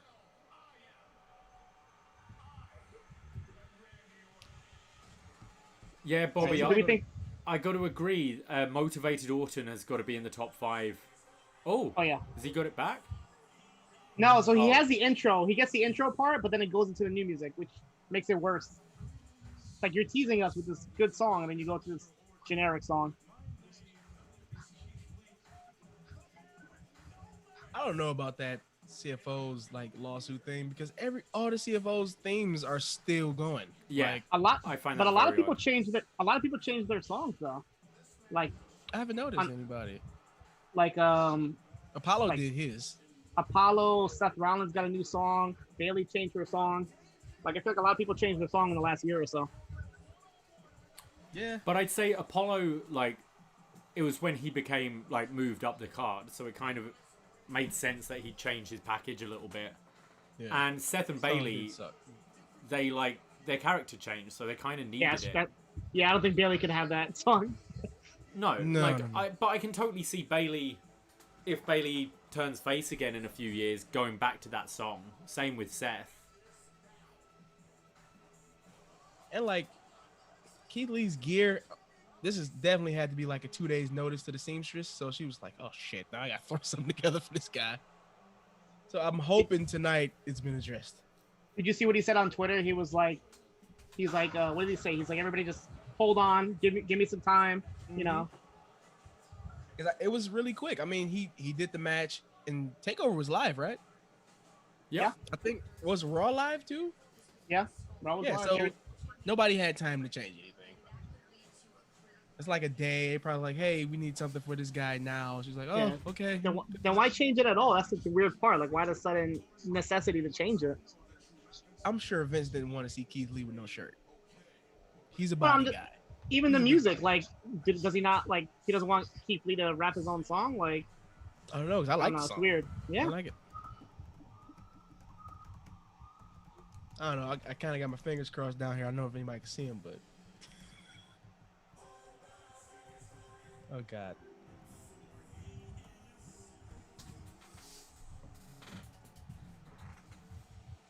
Come on. It doesn't even transition. What the fuck? What is he wearing? Yeah, that transition was fucking horrible. This is. I feel like I should know. I feel like I should know what this is. Is this something? This is something. This is something. I'm not sure. Oh God! What? Somebody in the chat room. What is he wearing? Is this something like a tribute to somebody? It's Or got to be like he's a big anime guy too, so I'm pretty sure. it looks anime-ish. Those are like Saiyan shoulder pads he has on, and I know he's a big Dragon Ball Z guy.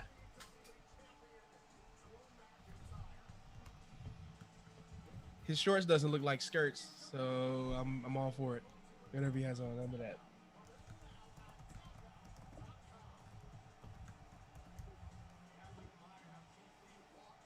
Yeah, those are definitely saying like shoulder pads from Dragon Ball Z. I don't know what Keith Lee is. But everything else, I'm not sure of. This song is terrible. I can't even. Yeah, It's like bad. when you create a wrestler in 2K and you don't want to give them music. This is what they come out to. Yeah. Our wrestlers have better music on 2K than this. It's not even like. I make great CAW. Oh. So. Bobby Roach in the room says he thinks it's Killmonger. Oh, okay. Could it be? Brandon said this Dragon Ball Z. It gave me a Yeah, Dragon it's, Ball it's Z definitely vibe. some Yeah. Dragon Ball vibes. Like,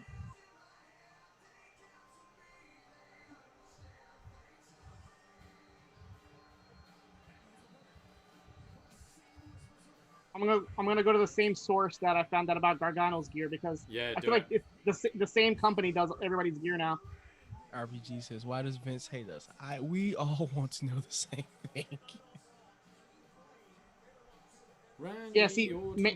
main event gear on Instagram, they do everybody's gear. I go on their page and they already have Big E's gear from tonight and Bobby Lashley's gear from tonight. So they do everybody's gear. Nothing on Keith Lee yet. Randy Orton told Keith Lee, don't wear a fucking cutoff hoodie because that's my gimmick. What? That is strange. Don't you do it. Did you say that's what you do? I said, that's my gimmick, goddammit. You don't wear a cutoff hoodie. I hate the shirt he's wearing Yeah, on the Keith shirt Lee. sucks. I hate it. Yeah, it's the same thing they did with Cassius Ohno. Remember when they had him wear that same top? Vince doesn't. He's a body guy, man. I hate that he's like so big on like looks because people look like that. Yeah. I think it makes it more impressive, the stuff he does, when you see clearly, like, how big he is, you know? Yeah, yeah. And then you see him do some crazy moves that he shouldn't be able to do.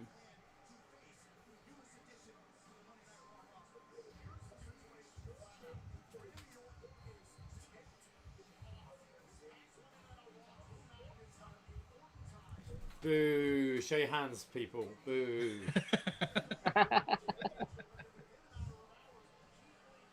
That's what we do at wrestling shows. We do thumbs down when we're live. That looks so good, man. I miss that, bro. I like how they can do that so close to the fans without having Yeah. to worry about them.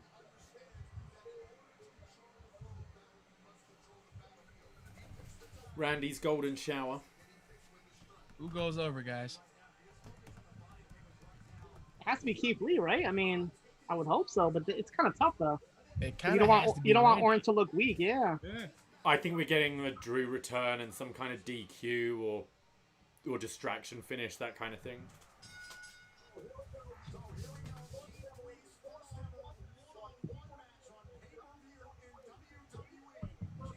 This is moving along pretty good though. I like the pace of the show.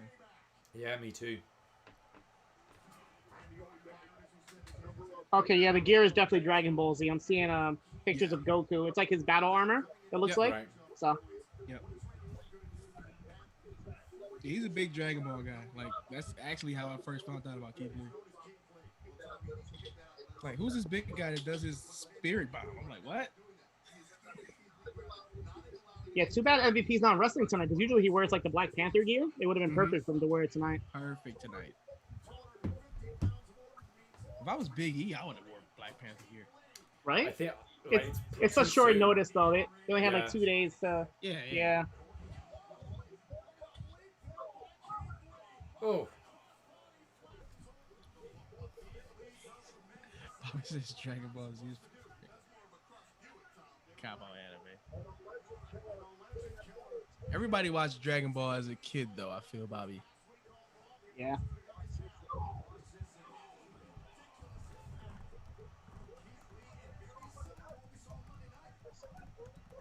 my anime recommendations for everybody right now is God of High School. God of High School. Yeah, that was the anime with the clip with the girl did the stunner. Oh Right, yeah, okay, I saw yeah, you I saw posted that. that. Yeah. Yeah, it's really good actually too. Oof, Ooh. that was loud.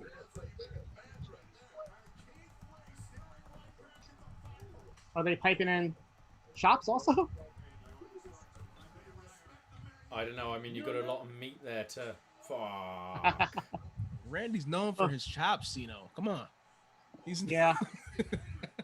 he's Ric Flair with the chops.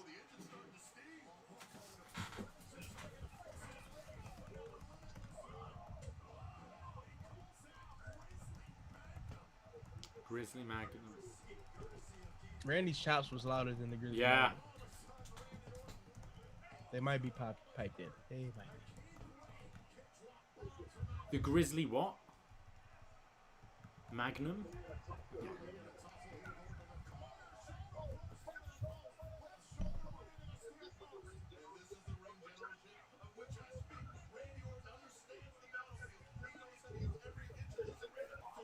Oh, are we gonna get like a double DQ, double count out, like fuck finish? I feel like keep Yeah, keep I open think them so. strong.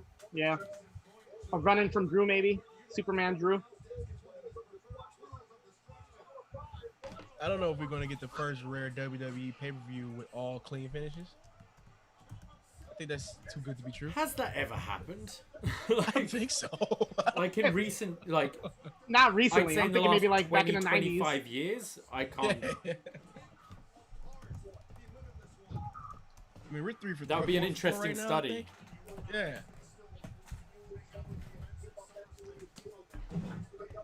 B Detroit. Somebody in the chat asked what the anime recommendation was. Was it God in High School?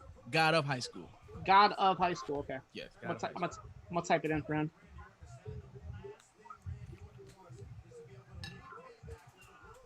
Yeah, they actually like they do a tournament and they fight in a 6-sided ring. Nice. Oh yeah. Sounds like TNA. Yeah, kind of, but more swords.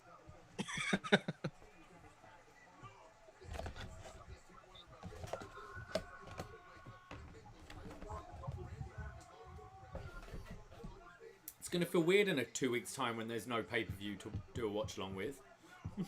Yeah, because AEW is what in a couple days, right? Saturday. Mhm. But after that, it's a Yeah. big break. What are you guys doing for All Out? So it's my Watching. birthday next week. So Right, I'm. it sure is your birthday. So we're gonna have the same setup as usual, but John's gonna lead, and we're just gonna have the camera on in our garden because we're still gonna be partying and watching All Out. So you won't hear much from us, but we'll be there, and we'll try and Right. keep the chat going. So I if will be you're watching, so around if and you want to guys watch need All me. Out with John, that would be great. Ooh. Any big matches anybody excited about for All Out? Or?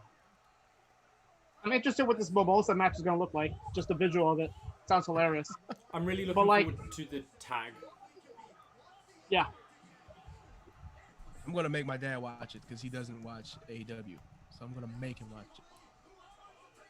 Yeah, it's He's not not like there. it's not their strongest pay-per-view card. Like I Yeah. feel like they've had stronger pay-per-views, but I mean they're He's asking not- for a lot for $50 I think- bucks. Yeah, I mean, when you think you were Yeah. going to have Tyson on this show, right? That's kind of the theory. So that would have been enough to sell it, I think. Tyson v Jericho as your headliner, and then you've got your big tag match. But Yeah, yeah, I it's think only that's really what the I'm tag match watching I'm for. interested Yeah. in. I'm hopeful for the women's match because I think their division kind of sucks, and I think they need a good match. Yep, I love Thunder Rosa, so Yeah, a lot of people in the chat room they're looking forward to Shida and Thunder Rosa. yeah.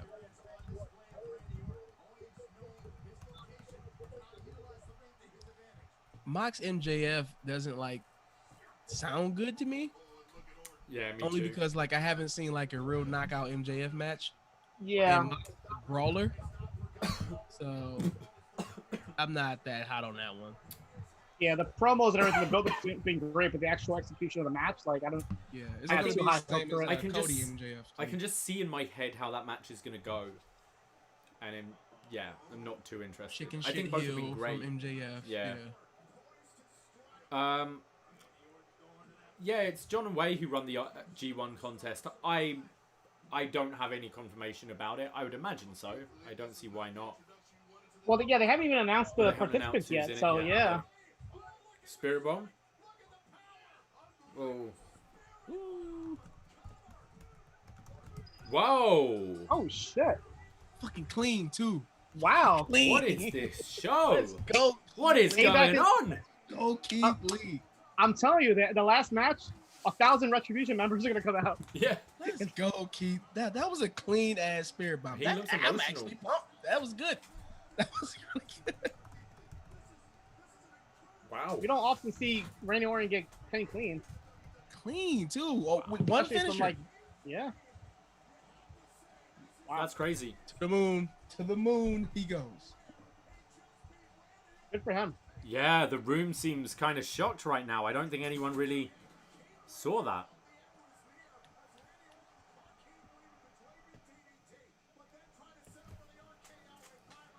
Well, what happens now? Does Lee get a title shot? Already? I don't know. Damn. He fucking nailed that Spirit Bomb too. It's you never see Randy being thrown around as much as that anymore either, do you? Not at all. He should be added to the title match, I guess. I don't know. Yeah. We do that. Nice job, Keith. You deserve new music now. I gotta ask my dad because he likes Keith Lee. Hold on. Bring him in here.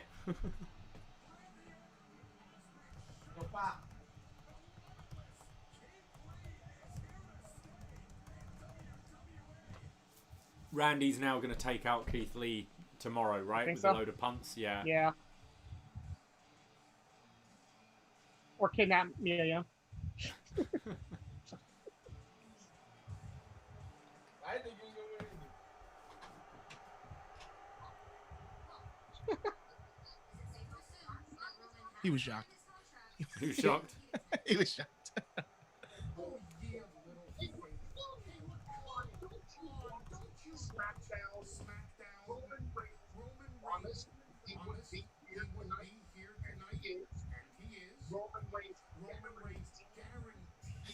Randy is a putter over now. Those of you in the room right now, if you happen to have anything like Twitter or Facebook or anything, it helps us a lot if you actually tweet out the link for this watch along. If you don't mind doing that, that would be great, and that would help upNXT a lot. I'm just about to do it myself.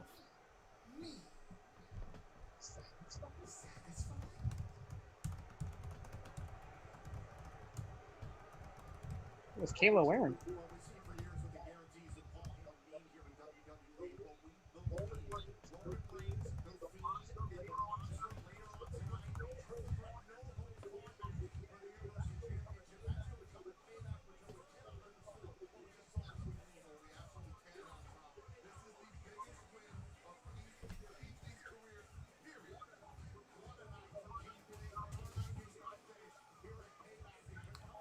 Paul says he thinks Randy's taking a bit of time off. Yeah, I read that he just put that. I had no idea, so that makes sense, I guess. Yeah. Right, I'm going to be right back, guys. Yeah.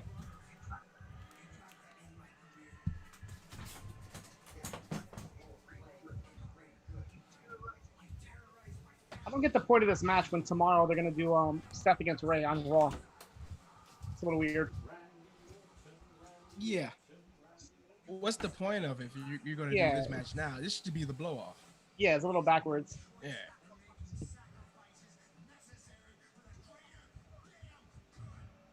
I just tweeted that. Well, How's everybody in the chat room liking the show so far? Thumbs up, thumbs down, thumbs in the middle. I think it's been pretty impressive. All the clean finishes is definitely a plus for me. You don't have your usual WWE bullshit. That's good.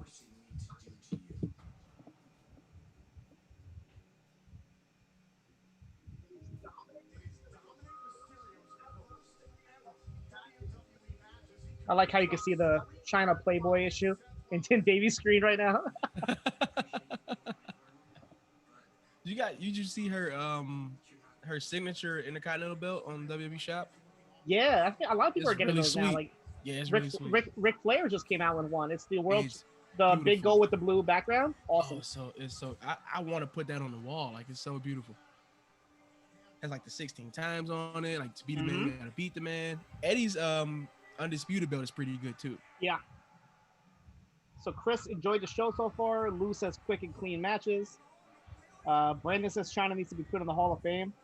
Yes. I guess technically she is, right? With the DX thing, they counted it. Though. Yeah, I know. Give her own shine. Give her own spot. That was like their way of, making good. But who inducts her though?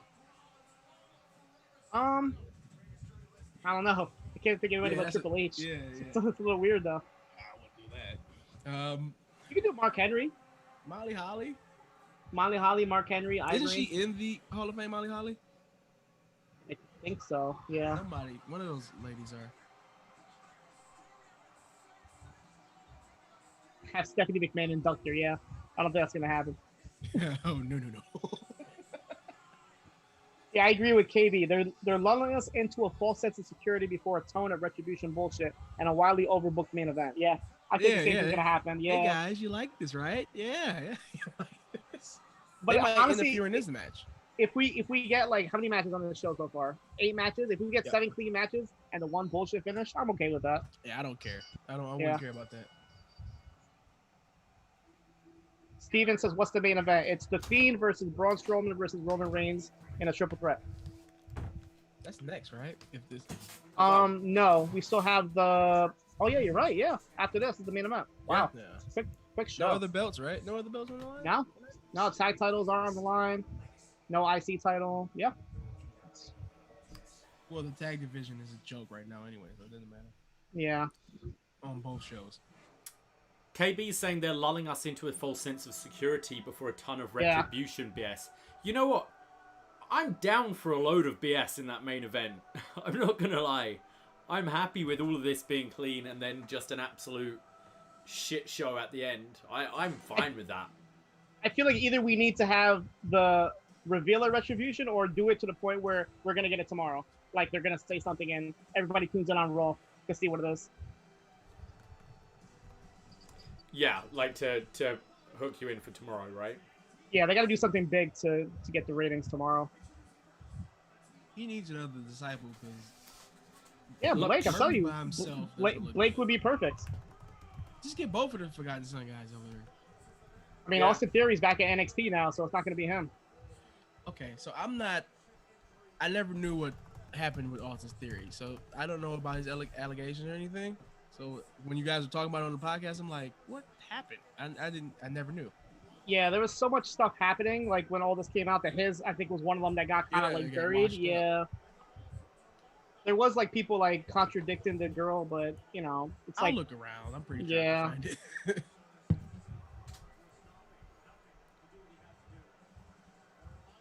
Because I was even like trying to update my dad on it. So he's like, why is he off TV? What happened with that? I'm like, oh brother, you got a minute? Yep. I can update you on everything. Sit down. Yeah.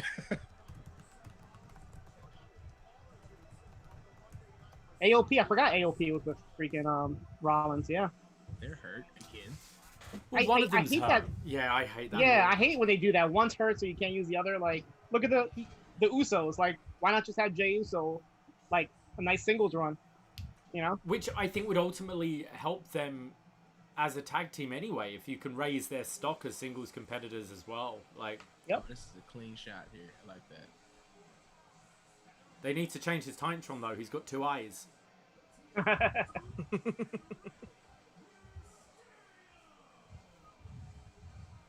Oh, he took the hood off. Thank God. Yeah. Wow. This show is like WWE were listening. Right? They probably kept all of the Keith Lee stuff because it's like, hey, we can't change everything here. Vince probably seen him go to the top that one time and seen that hood flip up. He was like, oh, that's yeah. Okay. Wow. I like Ray's gear here. Always clean. Always. Oh yeah, it's nice.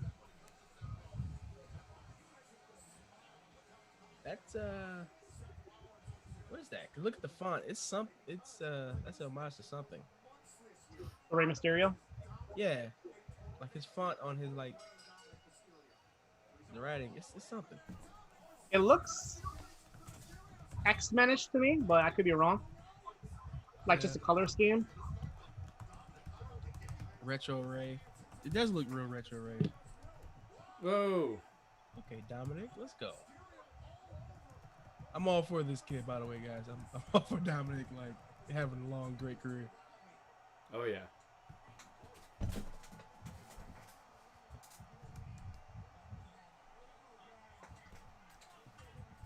Dominic stole Mufasa's gear. It does look like Ali's gear. Yeah. Oh yeah. Yeah.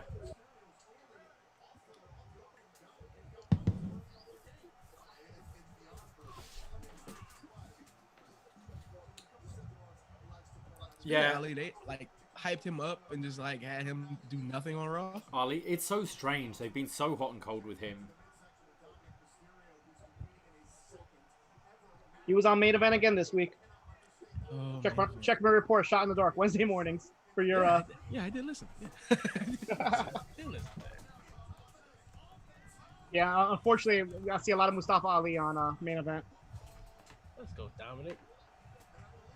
Clean springboard. Yeah, crowd noise definitely sounds louder here. Oh yeah, they turned it all the way up. Brandon thinks Ray looks like Bozo the Clown. Kinda. Kinda.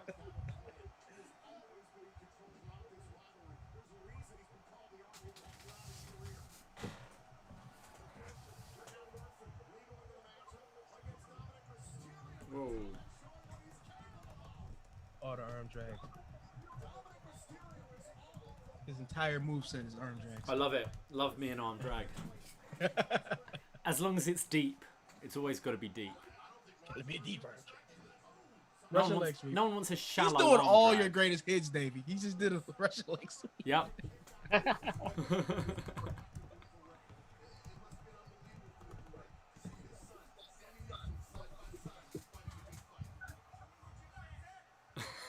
I love this feud. Did he say who can't see here?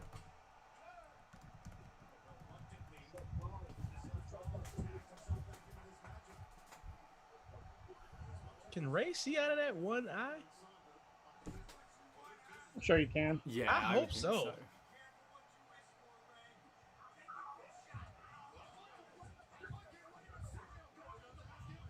Yeah, you couldn't throw a right hand with that one eye covered like that. In an alternate universe, if Rey Mysterio didn't sign with WWE and went to AEW, how do you think they would have used him? Like main event? Like I can't see him as champion. No, I don't know. I kind of see him in a Matt Hardy role, Turn him. Yeah. heel, but they put him could with- just go all the way. They do a feud with Phoenix and Penta, and Yeah, turn him heel, put him with Phoenix and Penta. I can see him feuding with like MJF possibly, yeah, things like that. Jungle Or Boy match. He can feud with Darby. Sammy Guevara. Yeah, there's Yeah. a drone shot right there. You can tell that's a drone. Nice. Says Ray has no eye, you animals. He's a filthy animal. He has an eye. I love the Lucha Brothers, but I really want to see Phoenix and Pentagon go solo Oh, for and do their sure. own thing. Absolutely. Phoenix was one of my favorite parts of Lucha Underground. Pentagon too. When they were Yeah. both down there, it was great. Can I earn some heat right here? I always earn my heat. Yeah, only I he. do not understand the hype with Eddie Kingston. Never did. Really? Oh, Never did. I used to watch NWA all the time. Everything he's been on TNA, I never understood it. He can talk. I give well, him that. that's what he's known for. He's not the best wrestler in the world. He's a brawler, talk, but on the mic, he's top notch to me. Yeah, talking doesn't really. I mean, I enjoy a good talker, but yeah, you know, I don't know. And then the odd pairing with him, with the Butcher and the Blade, it's like I don't. That's not what I want for those guys at all. I want them to be on their own with their new like Hollywood blonde thing they got going on. Yeah, that's true. Yeah, but I'm here for it. I'm not going to shit on it. I want to see what's going on with it. Those guys can use a talker like Eddie Kingston. I give them that. I gotta support Kingston. He's from my former hometown, so I can't say anything bad about him. Oh yeah. Oh, I wouldn't ask you to. I wouldn't ask you to. I know where he's Brandy, from. Yeah, Brandy's from Detroit, and I did not know that, so now I can't hate Brandy. Brandy Rhodes, really? I had no idea. Yeah, I didn't know that. I watched like the special she had on the Nightmare Family page. Mm. From Detroit? Was she like a cheerleader for like the Lions or something, or? No, she was like figure skating here or something like that. I feel like I thought she was a cheerleader. I guess not. Yeah, I don't think she was here. Not that I know of, but I know she said she was like Detroit. I'm like, what? You from here?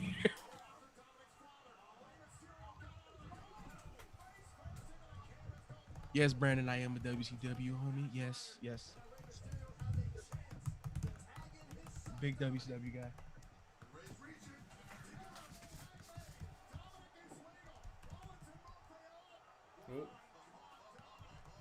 Oof. Ooh. Nice. The breakup feud that Murphy and Rollins are going to have is going to be great. That could be great for Murphy. Oh yeah. Brandon says she went to Michigan. I didn't know that either. Is this Brandy Rhodes? Yeah. Love her. So I can't hate her, but I do hate her. No, she's great. Yeah. Poor girl got choked out by Anna Jay. Come on. That was the greatest thing she's done. Let's get choked out by Anna Jay. Did nobody realize that Dark Order doing the whole casket thing was like that meme, right? Is that what they were supposed to do? Like the dance? Yeah, they were walking out with the Yeah, I feel like nobody like noticed that, but I saw that. I'm like, it's pretty funny. I was hoping Botchamania caught it and like put the music to it. Right? I was like, please.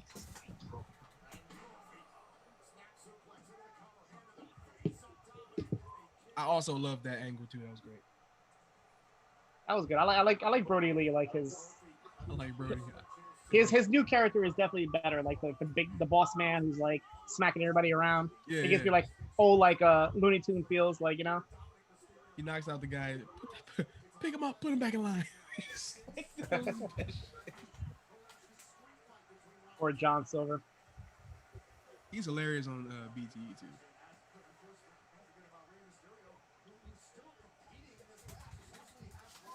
Chuck thinks this match stinks. Really?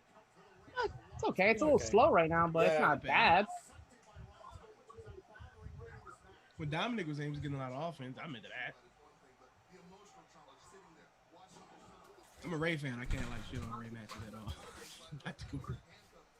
Gotta get up to Ray. I saw him on Cameo, and he's living the gimmick. He's doing cameos with the one eye shut on the mask and everything. Yeah.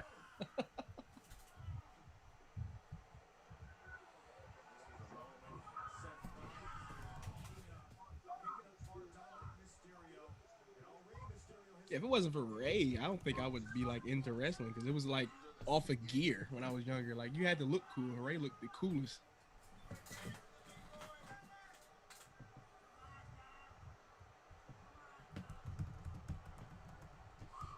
Hogan's going for a cigarette. He needs the cold air to wake him up from Roman Reigns' title win. Yeah, I'm getting a bit sleepy now. Don't worry, Retribution's going to wake you guys up. Yeah. Come on.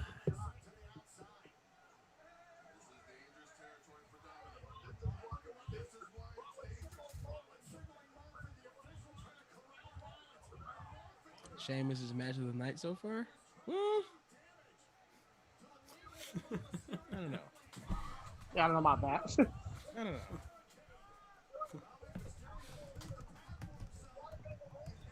I don't think no match has really like blown me away so far, but they're all pretty good.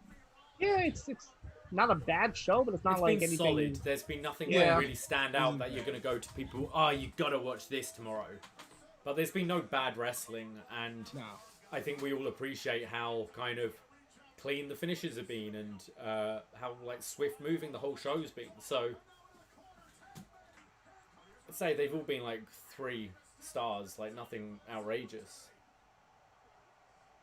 The virtual crowd's going crazy. Look at Ray, man. It looks so good. That head scissors was clean.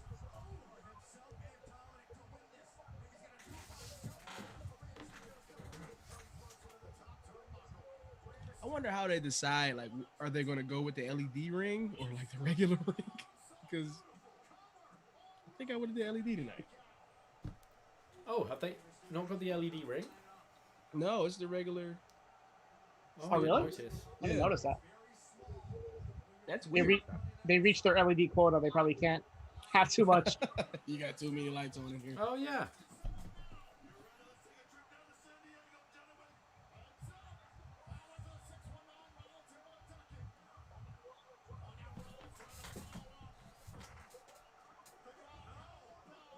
Mm.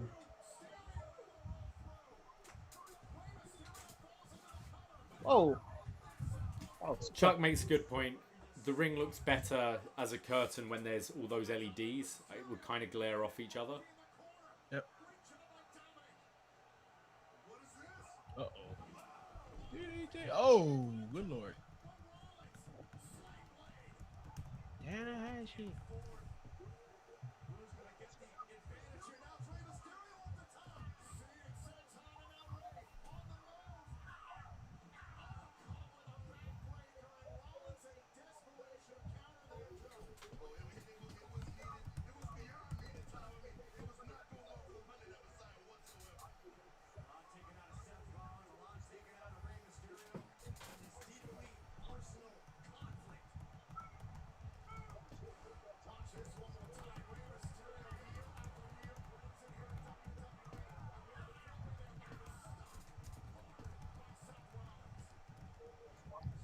Ryan brings up a good point. The fact that Ray is still this fast at his age and his injury history is insane. That's true. I was thinking the same thing. Oh, Ray's incredible. Like the fact he's still going. In like That stem cell 2012, he surgery. was really shitty, and now he's like completely different. Well, yeah, he had that stem cell. I was gonna say that stem cell surgery must have done wonders. Yeah, the fact that he's in there with his kid, and he looks the fastest in the ring. You know? Yeah. So,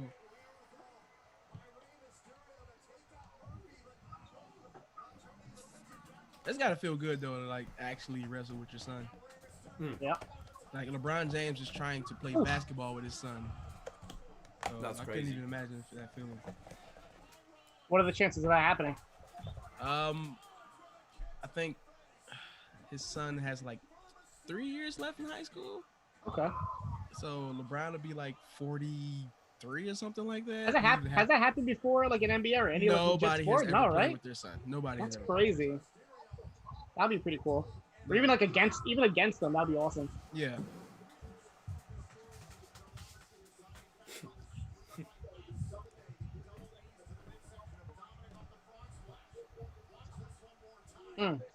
Randy Chen.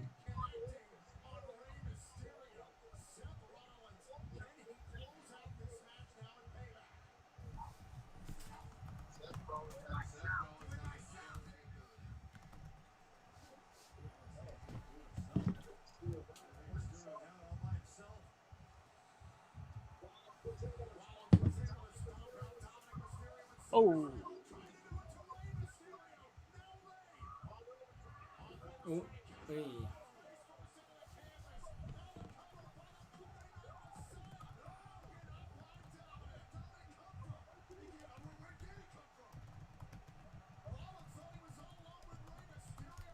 I've been enjoying this match. Yeah, it's a pretty good I've match. been into it. That's good.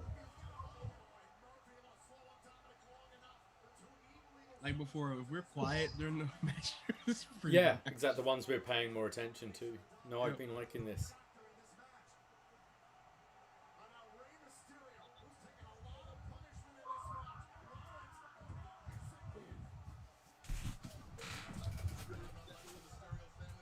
Be assured, they're saying that Ken Griffey Jr. and Senior played together.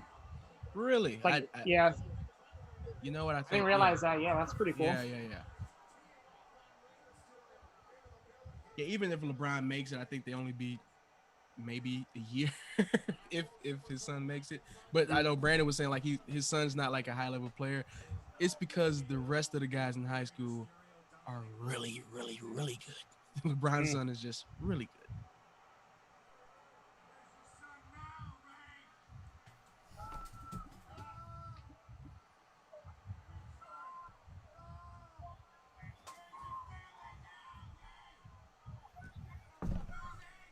Yep, his team is loaded.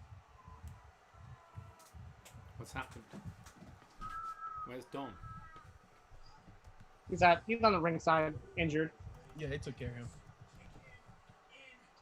him. Kick him in the head. Oh! Okay.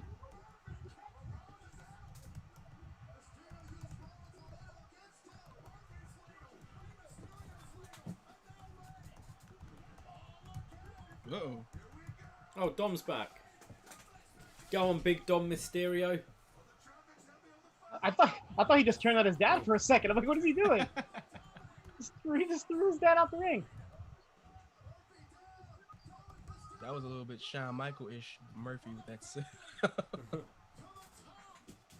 Frog splash. Frog And we're at splash. number 3. That's great. Clean. Okay. Clean. Another. Wow. Another one. Clean finish. Clean finish mania is running clean. Hats off to WWE for listening for once ever. Oh, I can't wait for this main event now. It's going to be absolutely bonkers. It's not going to happen. I don't think it's going to happen now. I don't think it's going to happen. Braun's going to get jumped at the entrance, and it's going to be all kind of crazy stuff. Or it could be the cleanest match ever. Roman doesn't come to the match at all.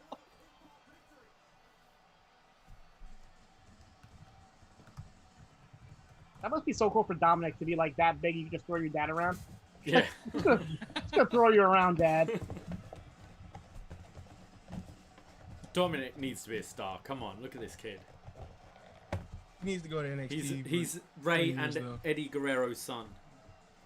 Can't He wait got for 3 that years turn. in NXT at least. At least 3 years in NXT. This needs to be his last feud in main round. Can't wait for Dominic to turn on his dad and be accompanied to the ring by Shaw Guerrero. Oh, it's gonna be accompanied by his sister. Oh yeah, he does have a sister, right? I forgot. Yeah, Leah. Is she wrestling too? Is she gonna be a wrestler? Who knows? I mean, those lucha families, they throw you in the ring in like 6 months, I think. You know? Yeah. Instead of a playpen, it's just a wrestling ring. Here you Yeah, go. it's just a ring That's your crib. with no padding too. It's just get tough, kid. Yeah, Dom's gonna go on excursion. He's gonna come back full sleeves. You know. So we still got Rollins versus Ray tomorrow, which is kind of backwards, but that's kind of odd. Is Seth done with Murphy? Is that it? They could X that match out though by tomorrow. Got a lot of Roman Reigns fans in here tonight. Calling for a big Roman victory. Chuck wants Otis to Somehow cash in at the end. Lesnar wins the championship.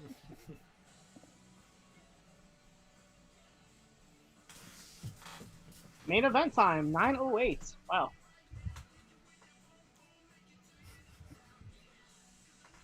That's a great sentence you just said. That's all right. Yeah. That's one of the greatest sentences.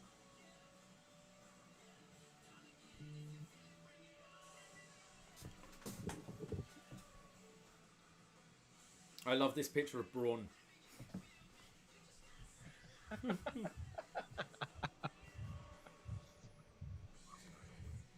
Jeremy also calling for Otis to cash in tonight. I totally forgot about that. How did you forget? He has the lunchbox. Oh yeah. With the A lot of people think Brock is going to turn up. Oh my God, I hope not. Oh, actually, that'd be kind of interesting if he comes there and he's like, "Why, Paul? Why?" He gets all pissed off at him. What about Goldberg? Big Bill. We're gonna see Cena, Goldberg, Brock Lesnar. all come out tonight.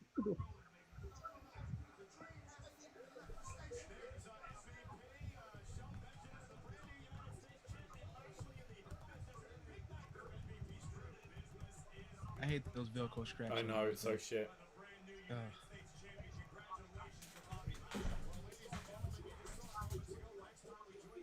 Clash of Champions, there it is. Here we are The other the graphic just said champions. September 20th. Now it says September 27th.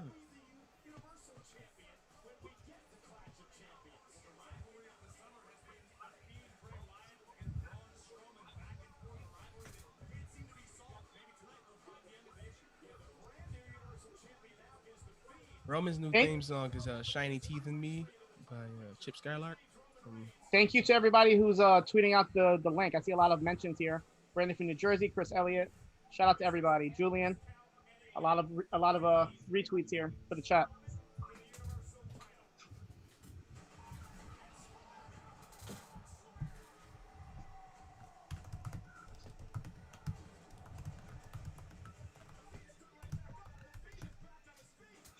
Shaking my head. They all walked right past the hand sanitizer station. I didn't notice that.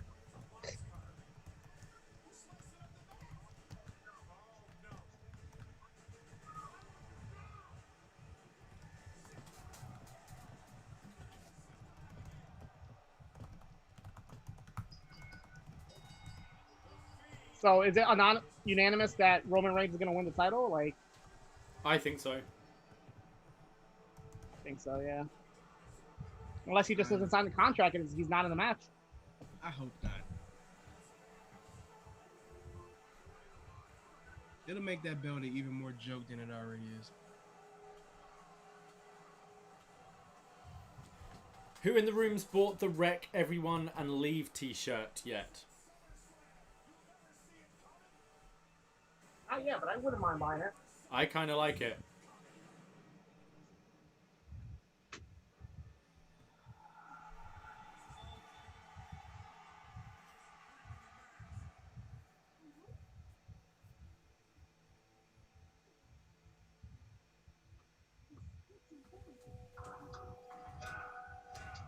Wow, nice.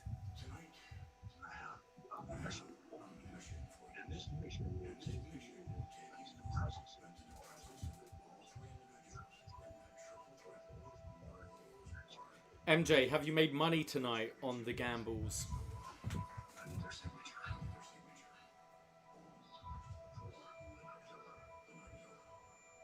Ooh, a hoodie sounds good.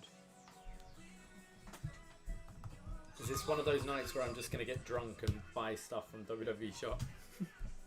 Oh no, it's one of the worst nights.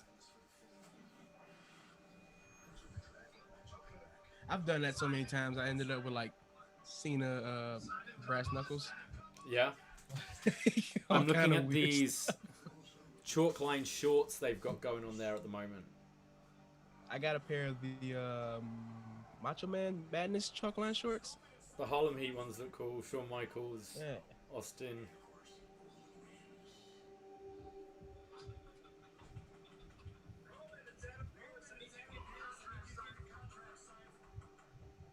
Adam Pearce. He's like everywhere nowadays.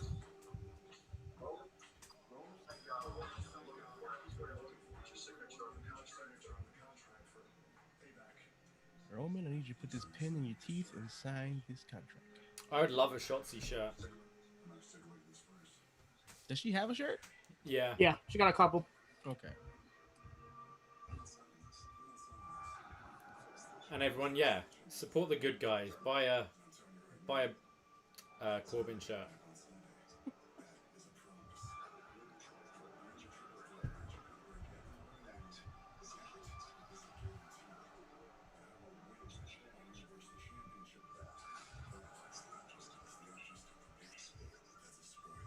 Ooh.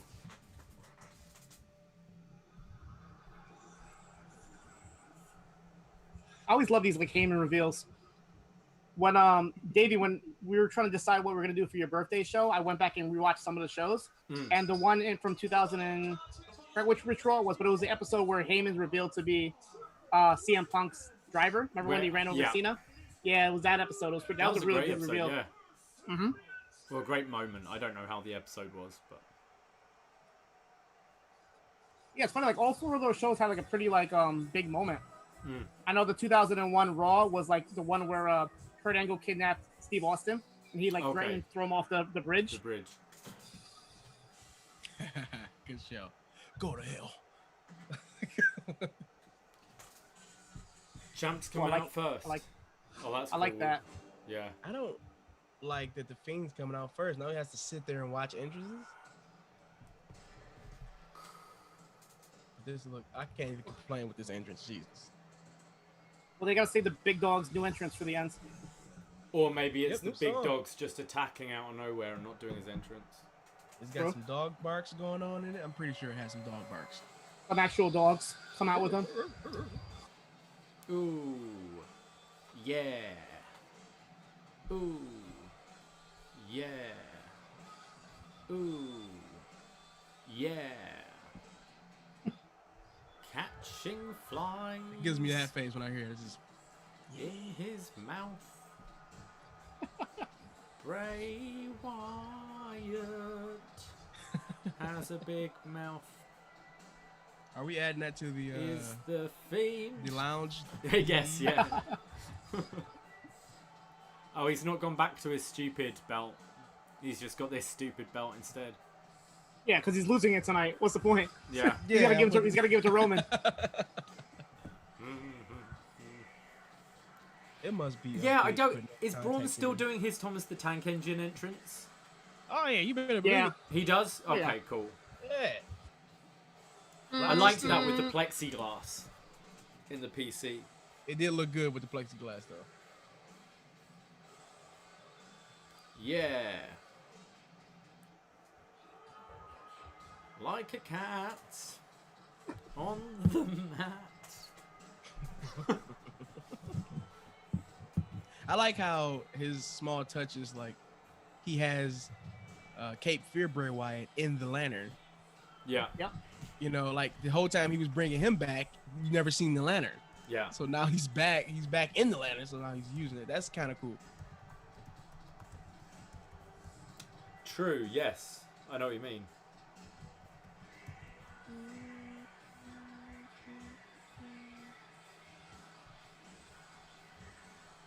Ooh. Yeah. You might as well just put the Roman Reigns side plates on the belt at this point. Yeah. It probably does. Oh, it does have hurt heel side plates. Yeah, Yeah. I thought it said Roman Reigns for a second. Ooh. Because usually when they're gonna flip the belt, they just leave the WWE side plates on there. Yeah.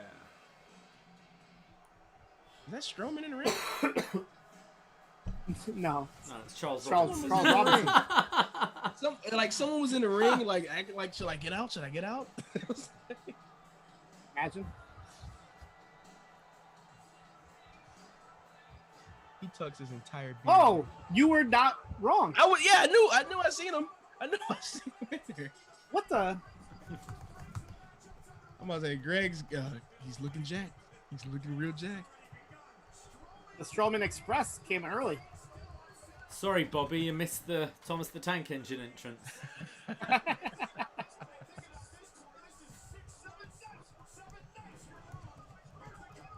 One, two, Where is the big dog? three.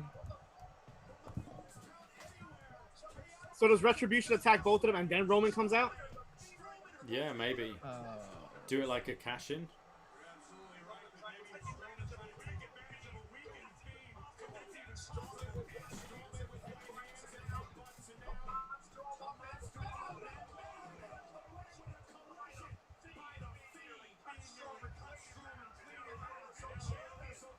The fuck?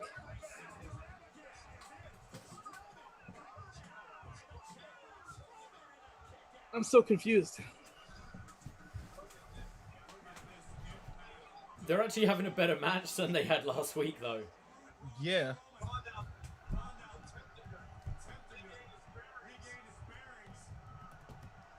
Bro, if you're gonna go bald, dude, you gotta keep it bald, shave that peach fuzz. Yeah, come on, it's pay-per-view night. You need it to be clean. I know the maestro was in the back. You could have had him touch you up.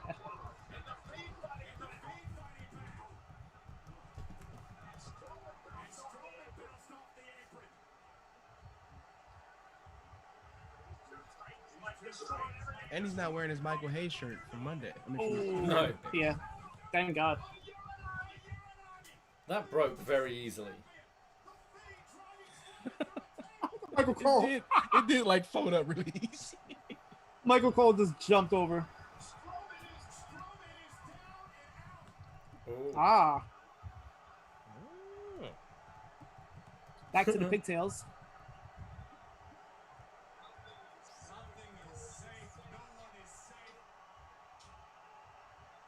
I'm gonna start watching TV like that too. Sideways.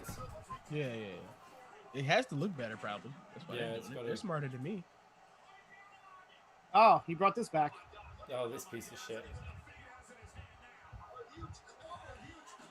Paul says, "What if Roman just said screw it and went back home?" Yeah. Fucking mallet. You see Harley Quinn? I thought that chair was Roman Reigns like drop kicking at first. It went so fast. I was like, "What is that?" Corey and Cole are behind the barricade. This is something they couldn't do with fans there. True.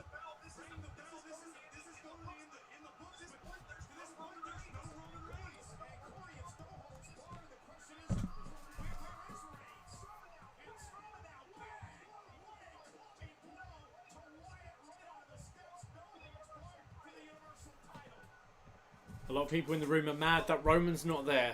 They want their Roman. He said Roman went to the PC by mistake. This is a new Roman Reigns. It's a heel Roman Reigns that comes out at the end, not first. Let these jabrones beat each other up for a minute. He's gonna come out in a suit, looking all dapper.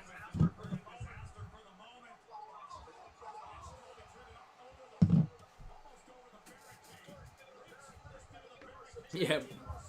Frank wants the Roman sleeping chant.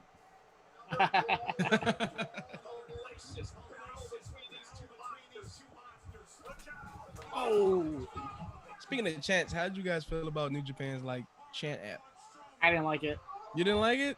It just like would suddenly stop. It would like, ha, like it would just, I don't know. The execution was a little weird. The Naito chant in the main event was kind of weird. Like Naito, stop. I like the fireworks display. The fireworks display at the end was nice though. Oh, Yeah, Nice touch. You know, I'm a big Naito guy, so I was all for that. And he took his shirt off, so it was serious. I would hope so for pay per view.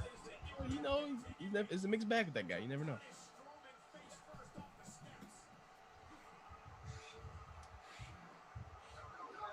He just murdered him. Move. I hate this move. He is dead now. He just murdered him.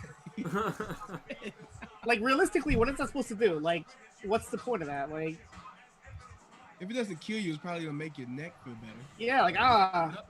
if anything, it might help. Yeah, like nice. Got to, that's been bothering me for a while. Braun's looking out. I mean, Bray's looking out for people. You know. He's got a massage therapist license. The Fiend's massage there. With the red lights. Yeah. Oh.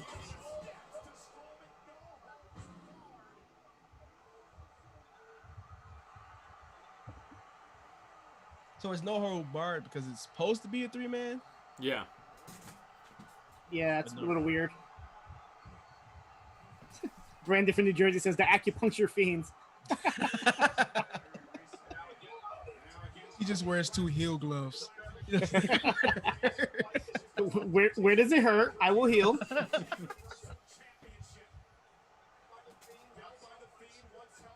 Does anybody miss cinema matches? I kind of do a little bit, No. especially with these I two. don't. No, not at all. Well, one for old time's sake. We're gonna get one pretty soon. Again? Yeah. Oh, he's killed him again. Now No, I you're mean- dead again. Dead again.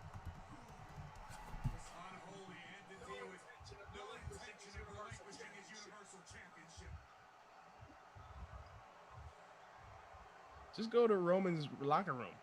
Roman's gonna be chilling there eating catering. Like, oh, sorry, I didn't know the match was now. Big dog had to get his vitamins. You just see Roman Reigns back there brushing his teeth. Oh God.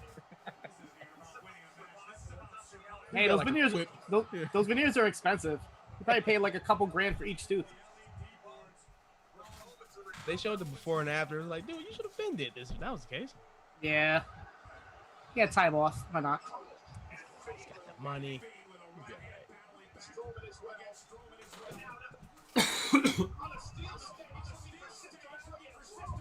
Frank in the chat makes a good point. Last week's match was a false count anywhere, and they're brawling more outside the ring tonight. Yeah, only went to Gorilla in the last match. All right, guys. Okay. I really feel like Roman's gonna come out just for the pinfall, like a real Yeah. dickish heel move. Oh, what's happening here?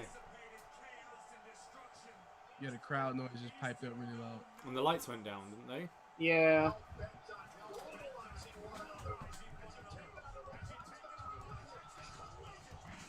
Yeah, I thought the lights went down. I guess not. Yeah, I didn't see that.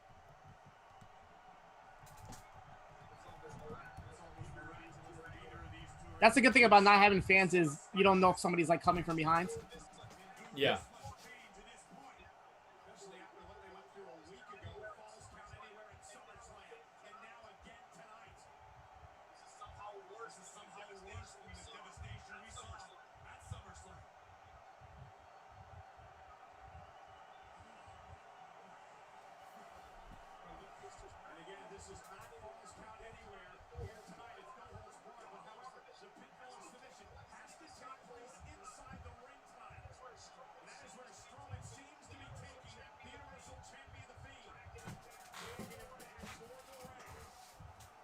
Come on, big dog. Where's the big dog? Come on, We Roman. want big dog. We want big dog. There's somebody in the Thunderdome wearing a Bray Wyatt mask. It's kind of freaky. Ooh.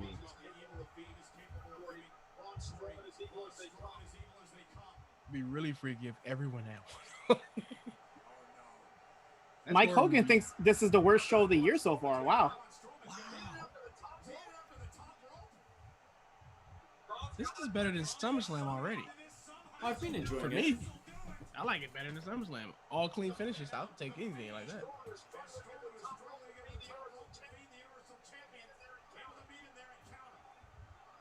And it's 9:27, so I can't complain about anything. KB was calling Frog Splash number 4. Braun. Bobby still thinks that Sheamus had match of the night tonight. Oh, that tag match is pretty good. Yeah. It's got Oh, 1 and 2. jeez. Oh, Ooh. there goes your clean finishes. Okay, so that's why there are no LEDs tonight. There we go. Where's Yeah. Charles Robinson? Where did Charles That- Robinson go? Charles Robinson He flew out into did. the Thunderdome. He did a hell of a bump. Yeah, Big you're right. dog That explains music. that explains We the want LED lights. Roman. So that was the exact same Ah. break that show did it.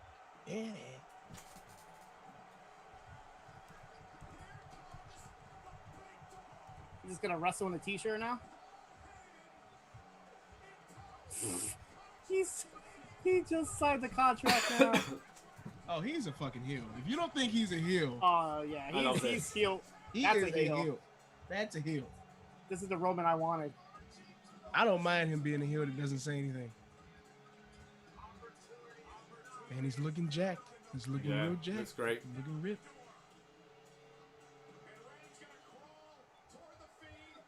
There's no ref. I'm gonna pin this fool. Oh, he's gonna get caught with the mandible claw. 1, 2.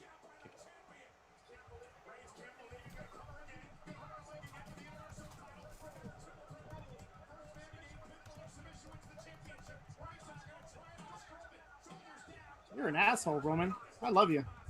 It's great. I'm digging it.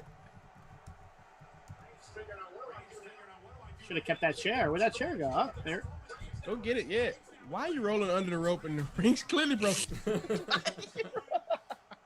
He's still going under the rope. Just go on the broken side. This is giving me Rock heel turn. No, Steve Austin heel turn vibes. When he had the chair with Vince McMahon. Yeah.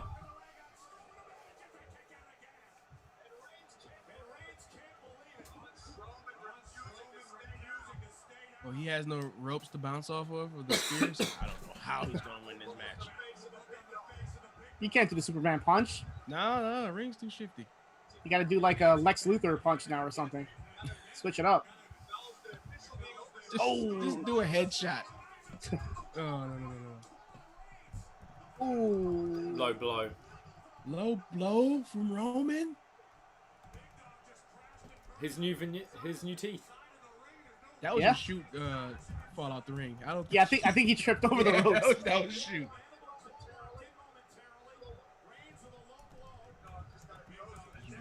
All his teeth come out. You touch my teeth. Big spear coming.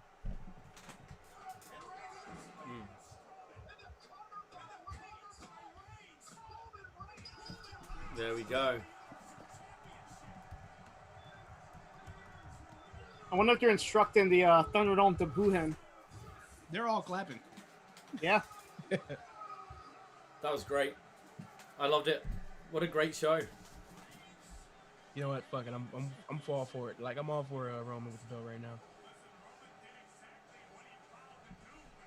So no retribution. Show of the year.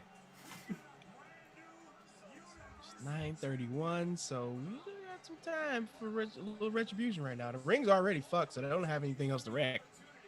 You're gonna start swinging bats to the Thunderdome, break all the screens. Break all the screens. Matt says it was a horrible ending. I thought that was a really good ending. I liked it. I'm not mad at it. What a great show.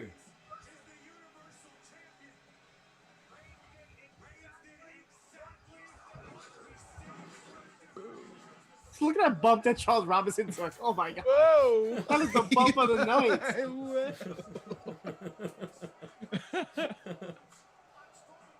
And he's just been dead this entire time.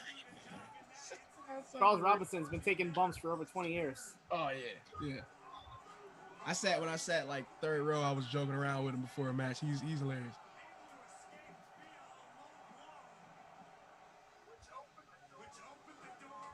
Huge teeth.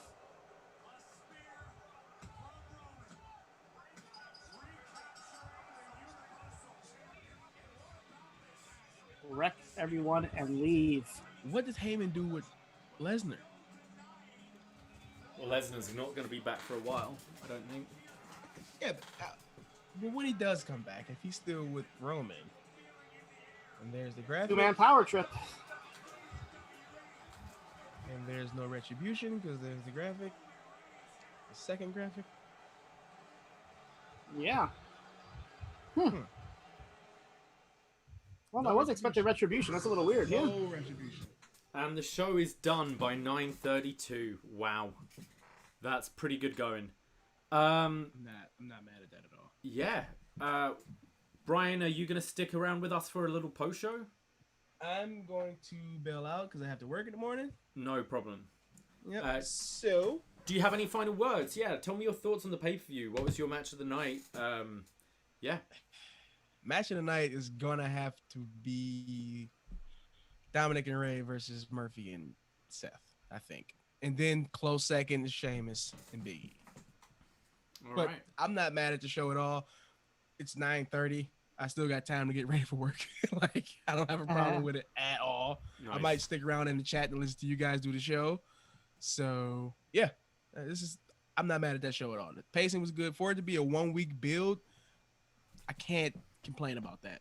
All clean finishes. Keep it going, WWE. All right. So the time is now 9:33 p.m. Eastern. We're going to take a little break. So let's say we'll start the post show at 9:40. I'm going to leave the chat room open and everything so you guys can talk away. And we'll see you at 9:40. Bye.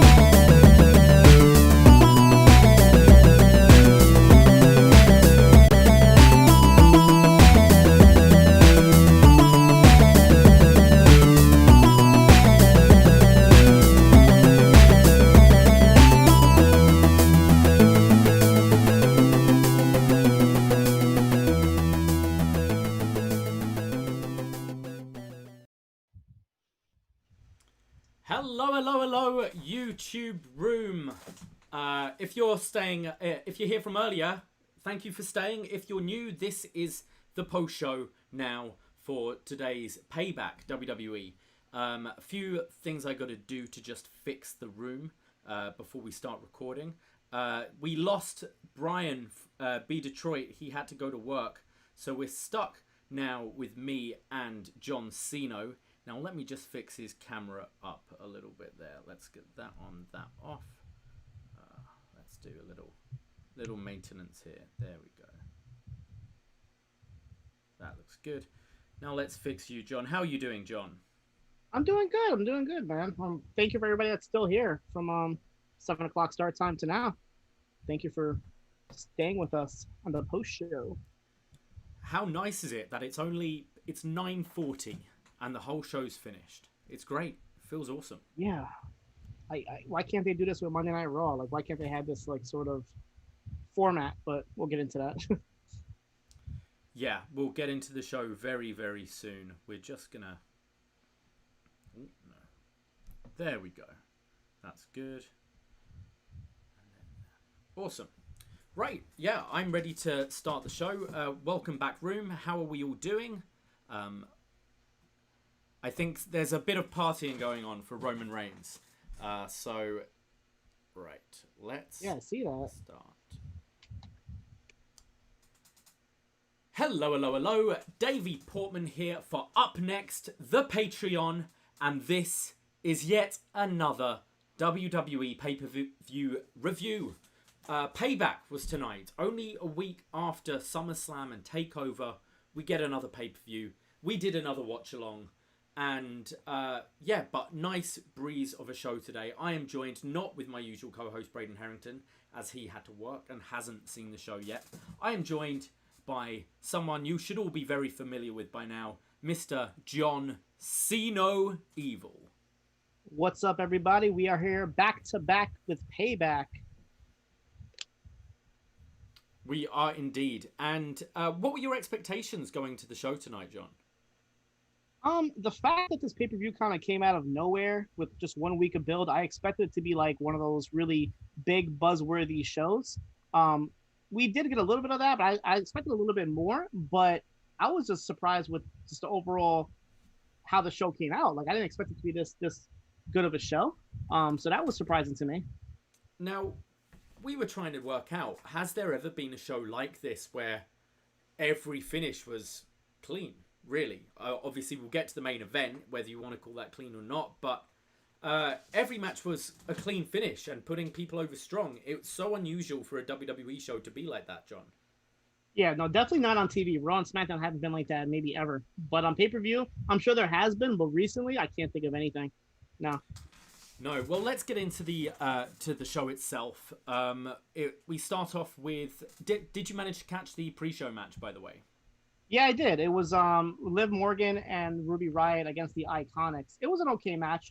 The main part of the match was at one point Liv Morgan got knocked off the ringside, and the Iconics made it seem like it was Ruby Riott that did it. They wanted to do some sort of tension between both of them, but Liv Morgan wasn't really, she wasn't believing any of this. So they actually came back and got the win. And after the match, they pretty much claimed that Riott Squad is back now.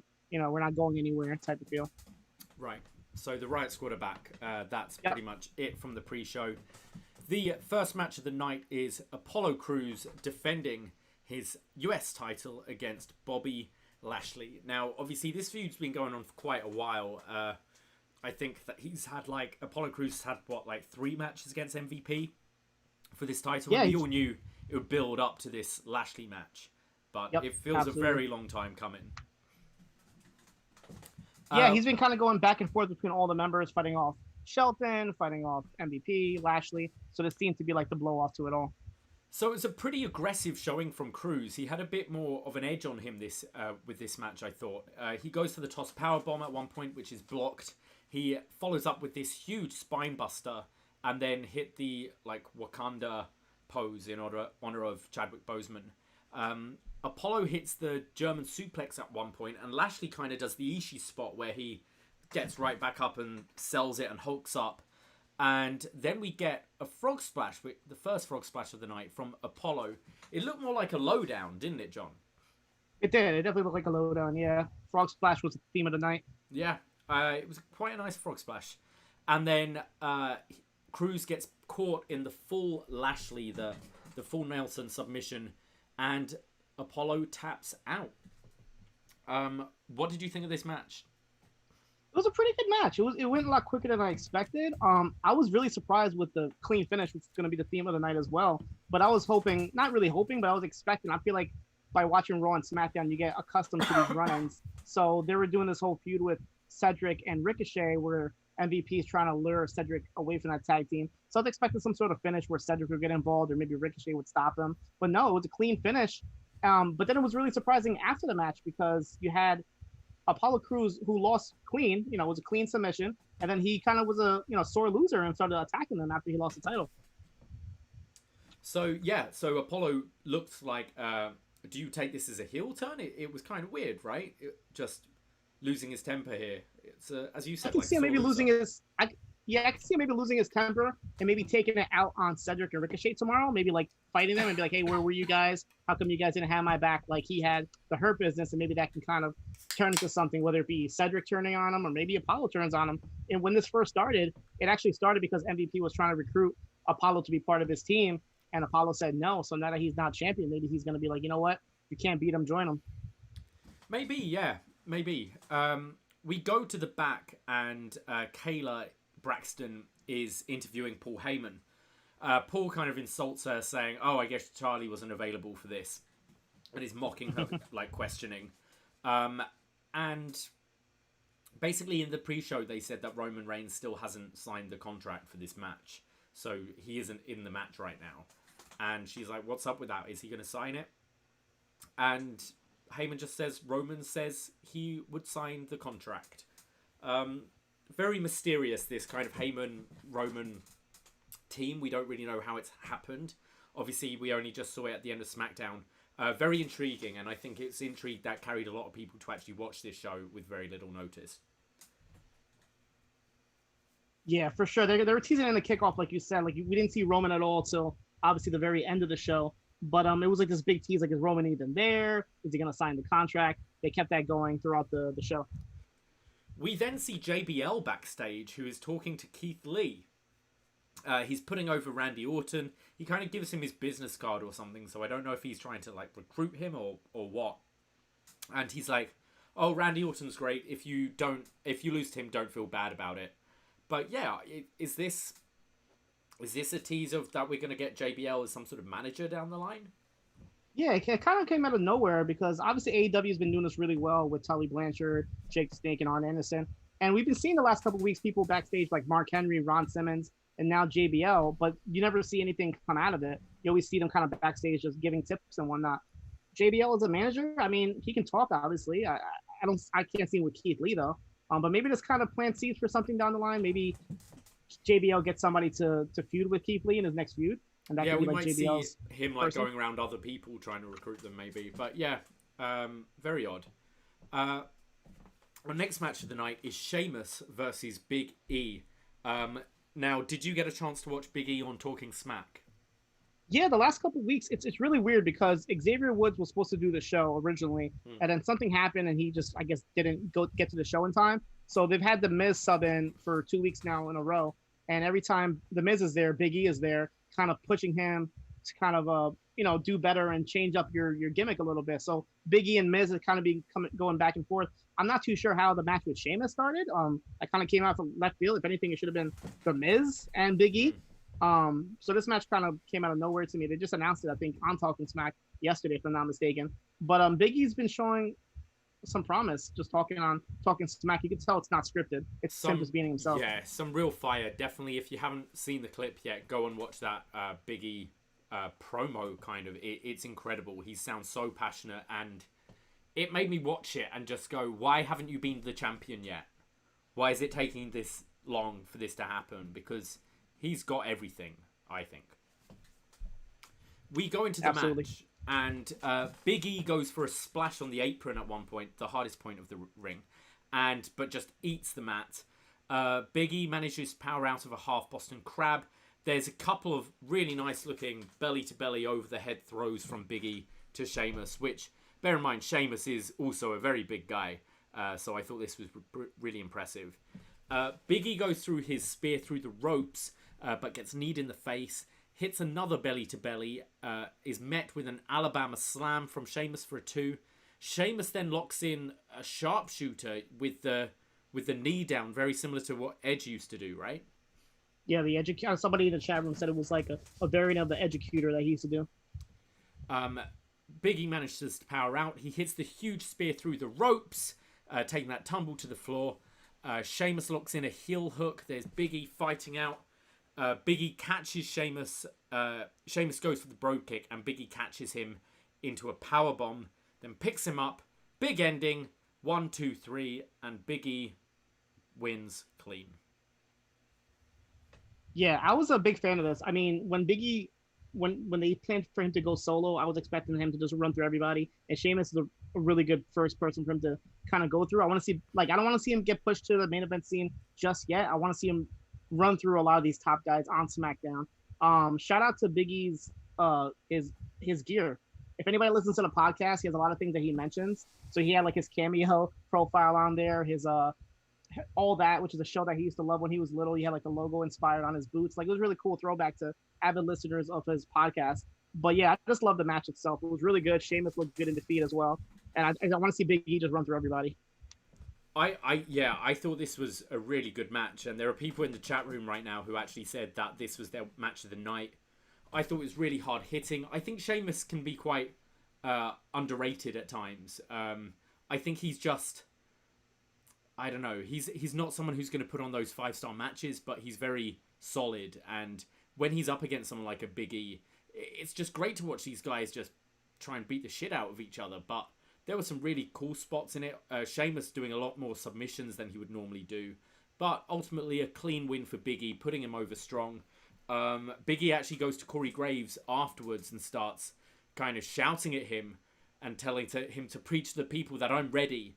You feel me? Let's go. Just getting really all hyped up and staring in the eyes of Corey Graves.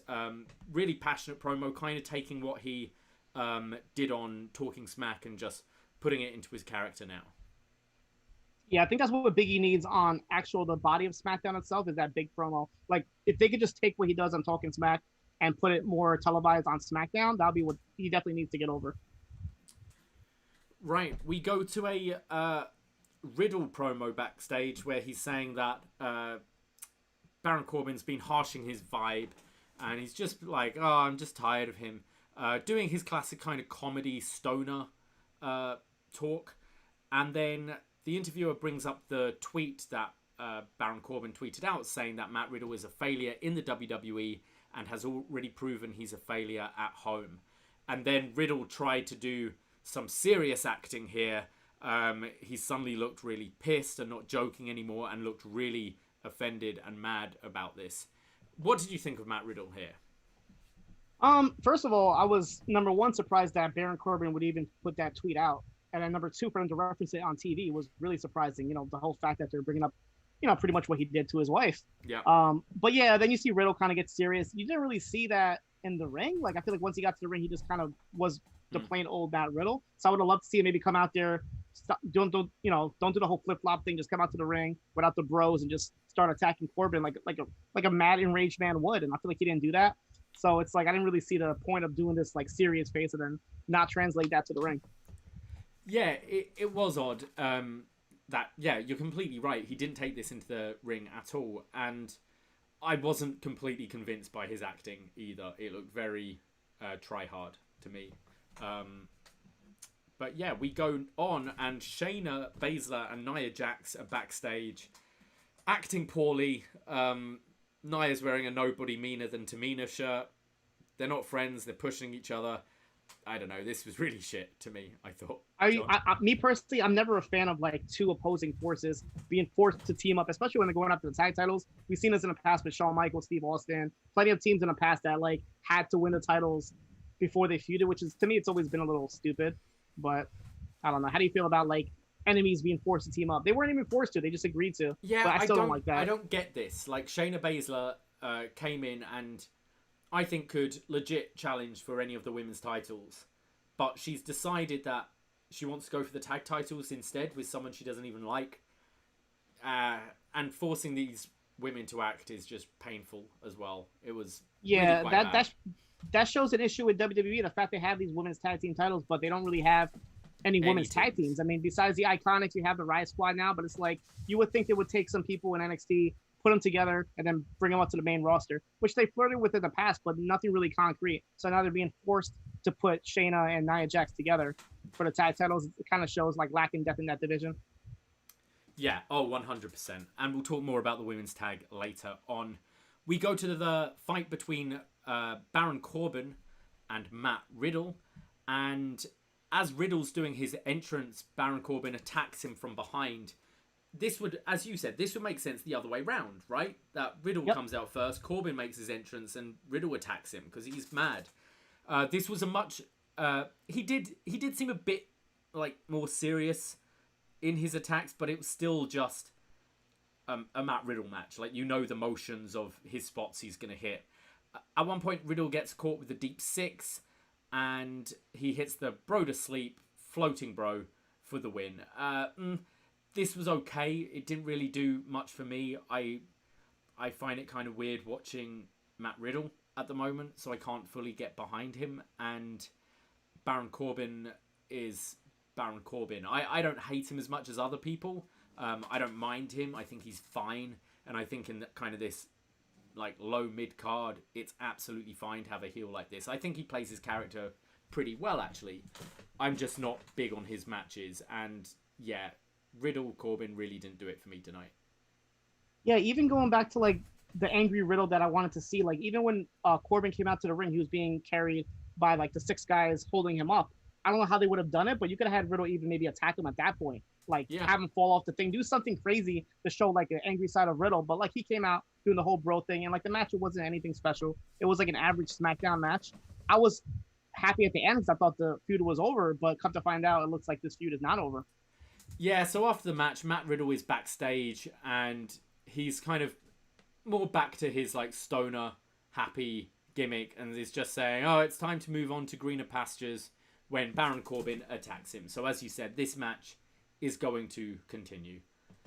We go next to the women's tag title match, which is Nia Jax and Shayna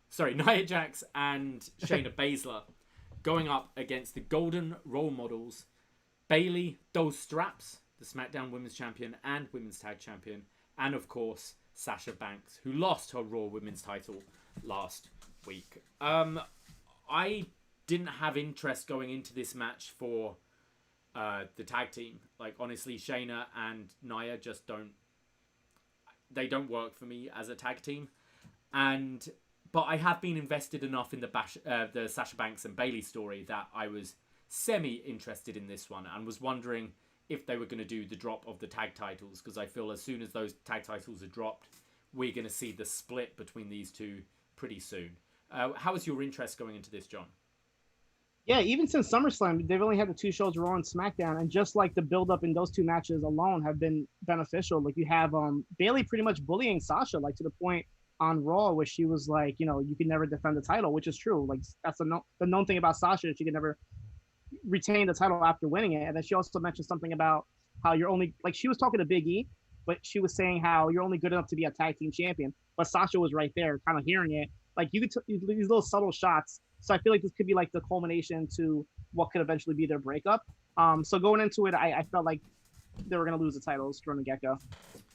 So Shayna tags herself in right away to kind of show the dissension between her and Nia Jax. So we start off with Shayna versus Sasha. We get a load of kicks to the head of Sasha. Nia at one point takes this nasty tumble to the outside. Now Nia is throwing Sasha around. She's kind of smashing her against the barricade. Sasha saves Bayley from a Samoan drop, but then Bayley tries to follow up with the leg drop. Sorry, no. Nia goes for the leg drop after, and it gets caught into a knee bar. Shayna gets the tag and starts throwing around everyone. This seemed like Shayna Baszler kind of getting the hot baby face tag. It seemed quite weird here because she was definitely filling that role, I thought, with adding kind of the fire into this match.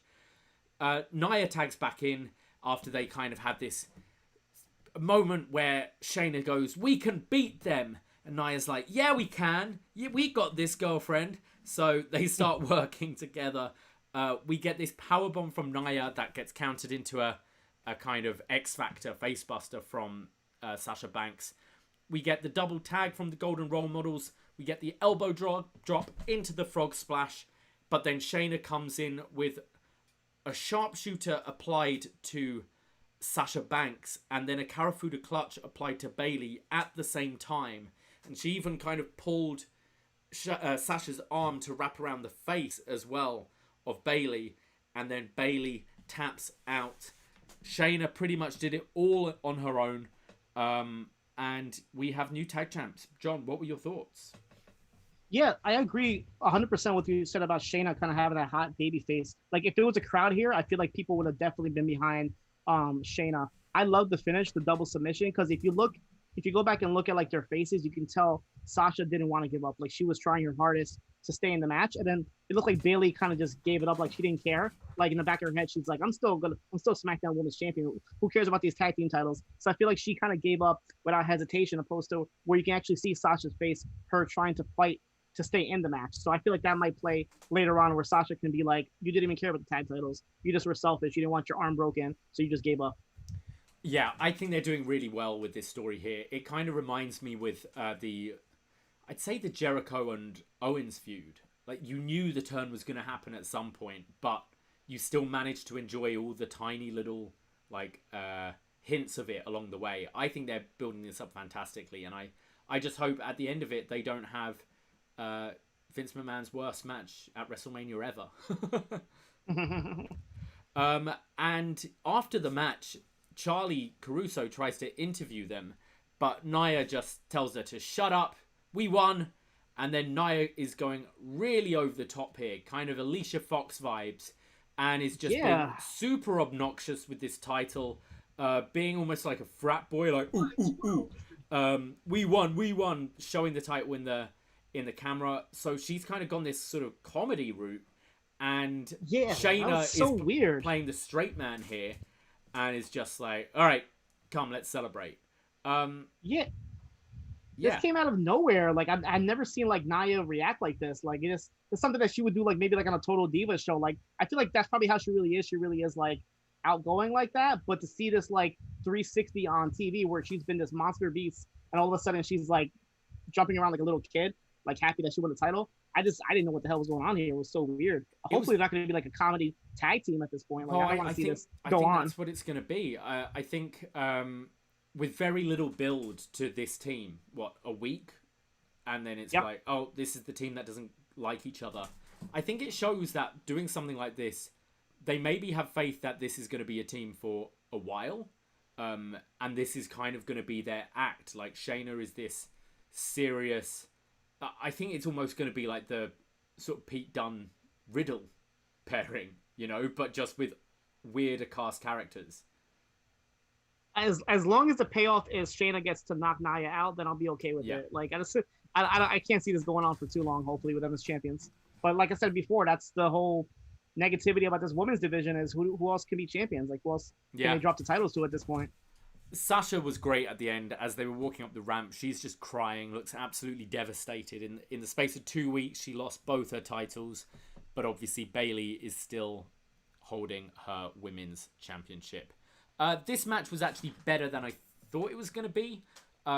It's only really, I don't like Nia Jax. I kind of feel worried whenever I see her in the ring. I worry something else is going to happen.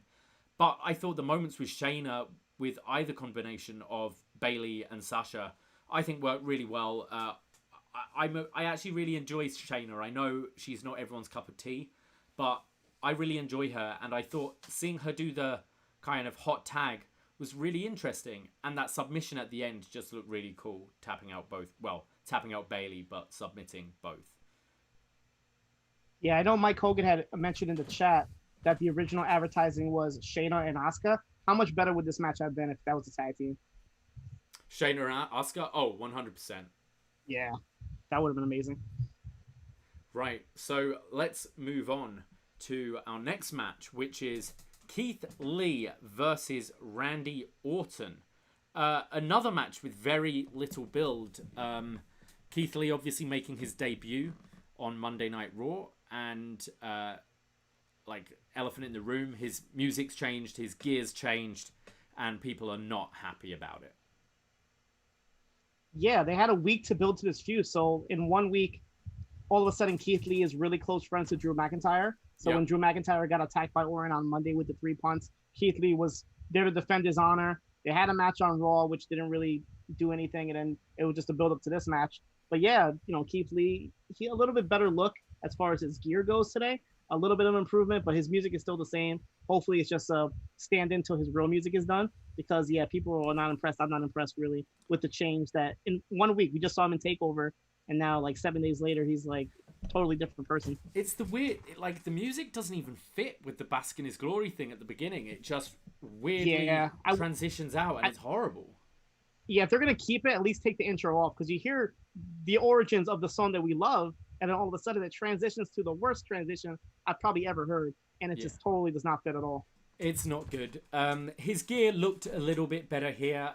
His trunks were more fitted trunks rather than the skirt he wore the other day. Yep. And I believe he had a Dragon Ball Z? Yeah, it was like a Goku battle armor that I saw. So it was a pretty cool actual gear, but then he still had the sort of what Cassius Ohno had, the top shirt.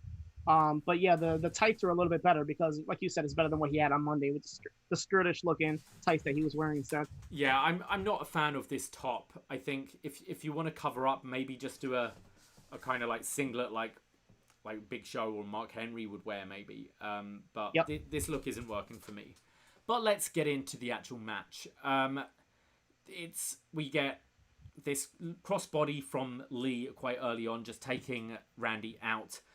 There's this bit where Randy's kind of shouting at him, saying, "I'm the legend killer and I demand your respect," and starts hitting these huge chops to Keith Lee, where some people in the room were wondering if that was sweetened at all in audio, because these chops sounded crazy. Oh, yeah.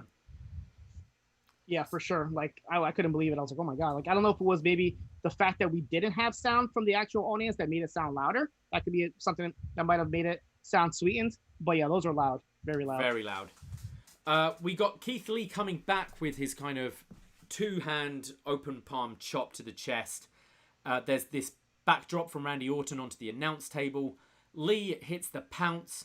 Randy comes back with the draping DDT.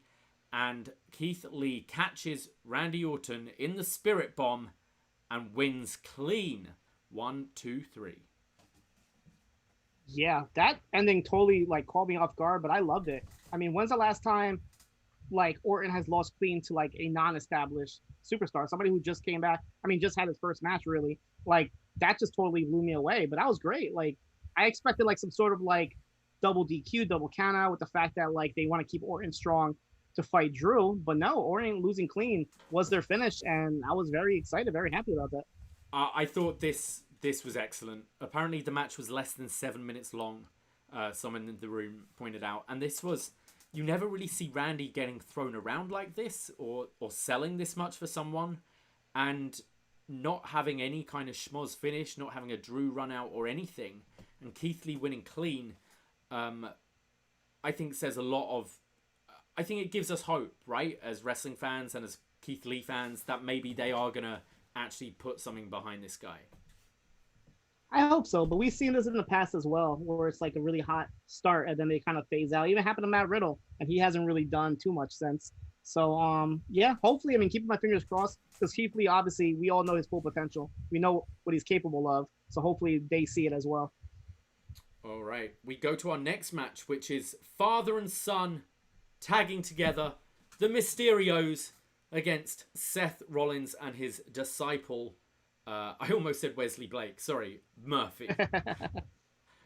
Yeah, we were talking about in the chat room today is that Wesley Blake should just join this faction now. Forgotten Sons seem over and team up Blake and Murphy again. Why not? Bring them back. They're a great tag team. Okay, so this is obviously this feud has been going on for months now. I've really quite enjoyed this feud. It's been ridiculous. We've had eyes popped out. We've had Dominic wrestling his first match. But I thought this was pretty cool to see. Come on, I'm a wrestling fan, so I don't know many people who don't like or at least respect Rey Mysterio. And to be able to see him tag with his son, that little boy from SummerSlam 2005, seeing them tag together is really fucking cool, don't you think? Oh, absolutely. I know you brought up the fact that you want to see Dominic with his old 2005 SummerSlam gear. Yeah. I'd rather see Rey Mysterio wear that gear. So his actual mask could be like the bleach blonde hair, and then his outfit could be like the shirt that he had, like the button-up shirt. Like that would be amazing. Yeah. I was actually like surprised that the Mysterios didn't have matching gear, but the Rollins and Murphy did instead. You would think that they would probably their first pay-per-view match together to be a little bit more cohesive with their gear, but I'm sure they will down the line. I think maybe Ray's like, look, Dominic, I'm not having you spend all your money on ring gear yet. Like, I got you that nice hoodie last week, and you've already cut the hood off. Like, I'm not just buying you a new one right away. It's like, yeah, he's already cutting it off and modifying what Ray bought him, huh? It's like, well, Dad, can't you wear black and blue instead then? No, I'm Rey Mysterio. I wear what I want. But yeah, both their gear look great. Everyone looked great here. We have, at the start of the match, Dominic is kind of pretending that he's going to be on the apron to start with to allow Rey to start. But just before the bell rings, Dominic turns around and attacks Seth Rollins. He's going to be the legal man. We have Dominic hitting these really cool arm drags, just arm drag after arm drag, loads of different variations. He hits the side Russian leg sweep, and then Rey Mysterio wants to take on Seth in the ring. Seth's talking a load of shit. He's going, who can't see here? And Ray's like, come on, Seth, come on. So Rey starts fighting Seth. We get this cool drone shot of the ring. We heard when they sort of moved to this venue, the Thunderdome, that they were going to be doing drone shots, and it was pretty cool to see here. First time I for sure noticed it before. We have the wheelbarrow bulldog from Rey to Murphy. He tags in Dominic, who goes for a crossbody, but gets caught by both Murphy and Rollins, who then lift him up into a Falcon Arrow. Dominic starts coming back, hitting a DDT, gets met with a sling blade from Seth. There are backbreakers. There's this sweet super kick from Rollins to Rey, which they slowed down and looked great. But Dominic managed to break up the fall. Really cool sequence of moves here, I thought. Dom then gets taken out on the outside, and Rollins orders Murphy to kick him in the head. And he goes for the buckle bomb with the kick from Murphy, but it gets countered into a Rana from Rey, sending Seth into the kick. We then get the kind of suicide dive throw. So Dominic throws Rey out of the ring into a splash onto Murphy. No, it's more like into the... he's done it into the Destroyer before, I think, but there wasn't enough room, so they kind of just crashed. Mm-hmm. We then get the 619 from Dominic. He goes to the top, and then followed with the frog splash. And yeah, the Mysterios win. I thought this was a really great match. The selling from Buddy Murphy at the end here to Dominic, I thought was awesome. The selling of the 619. But yeah, I really enjoyed this. I thought this was a really fun tag. And as I said, so cool to see father and son tagging. Oh, for sure. Like, the match started a little bit slow, but once it started to pick up, it ended up being probably my match of the night, honestly. But like that whole ending sequence where you see like Dominic just kind of throw his dad across the ring so he hits Murphy outside with the move, that was just amazing. Yeah, this feud, it looks like it's going to continue. I mean, tomorrow we have Rey versus Seth Rollins one-on-one. and obviously there's a little bit dissension between Murphy and Seth, like a little bit more than usual. Usually, like you see dissension, but this no, Rollins was actually like walking towards the back, just staring deep into Murphy, like he knew he did something wrong. So that should be really interesting. What's going to happen with Murphy? Absolutely, yeah. I've turned around completely with this feud and this Seth Rollins character. I wasn't a fan of it at first, but I've been so invested, and this has been going on for quite a few months now, it feels. So I'm interested to see where all these characters go next. I know Seth and Ray have a match tomorrow night. Do you think that's going to be kind of the end of this feud and we're going to move in a different direction? I feel like with the ending, we might maybe go into a whole Murphy Rollins thing, because why would they put so much attention to that unless Rollins is either going to turn on him or do something with Murphy? I feel like that tomorrow might be the blow off with Ray and Seth for sure. Then Rollins moves on to whatever is going on with Murphy. But so far, 3 matches in, from what I've seen with Dominic, like I'm really impressed with him. That was like the missing key to this whole feud, because the whole Dominic thing was in the back of their mind, but we as fans didn't know what to expect from Dominic. To see he actually can wrestle like this, really good. Totally turn, like you said, turn this whole feud like around for us. I think what'd be really cool is when we have the draft coming up in November, if Dominic gets drafted to NXT, and you can see him like father and son next to each other, and a proud dad sending his kid off to NXT. But I think that would be one that makes sense, because I think you've managed to do kind of the dream tag with him and Ray. They've been in the ring together, but he'll definitely benefit being in NXT rather than being on Raw or SmackDown every week, in my opinion. Oh, I love that idea. Like you said, like the dad kind of sending his son away, like he's going to college, sending him away. And then once Dominic is at NXT, you could have like all these heels kind of bully him. Like, oh, dad's not here to help you anymore. You got to stand up and be your own man. I can see like a Cameron Grimes kind of getting in his face. Haha. Then Dominic getting to a feud with him and knocking him out, things like that. So that would be great for Dominic as a wrestler and a person. I really want this guy to succeed. I mean, he's a Mysterio, he's a Guerrero. Like, he should. He should, but I'd love to see it. Just being such a fan of Ray, it would be really cool to see this guy make it big time in wrestling.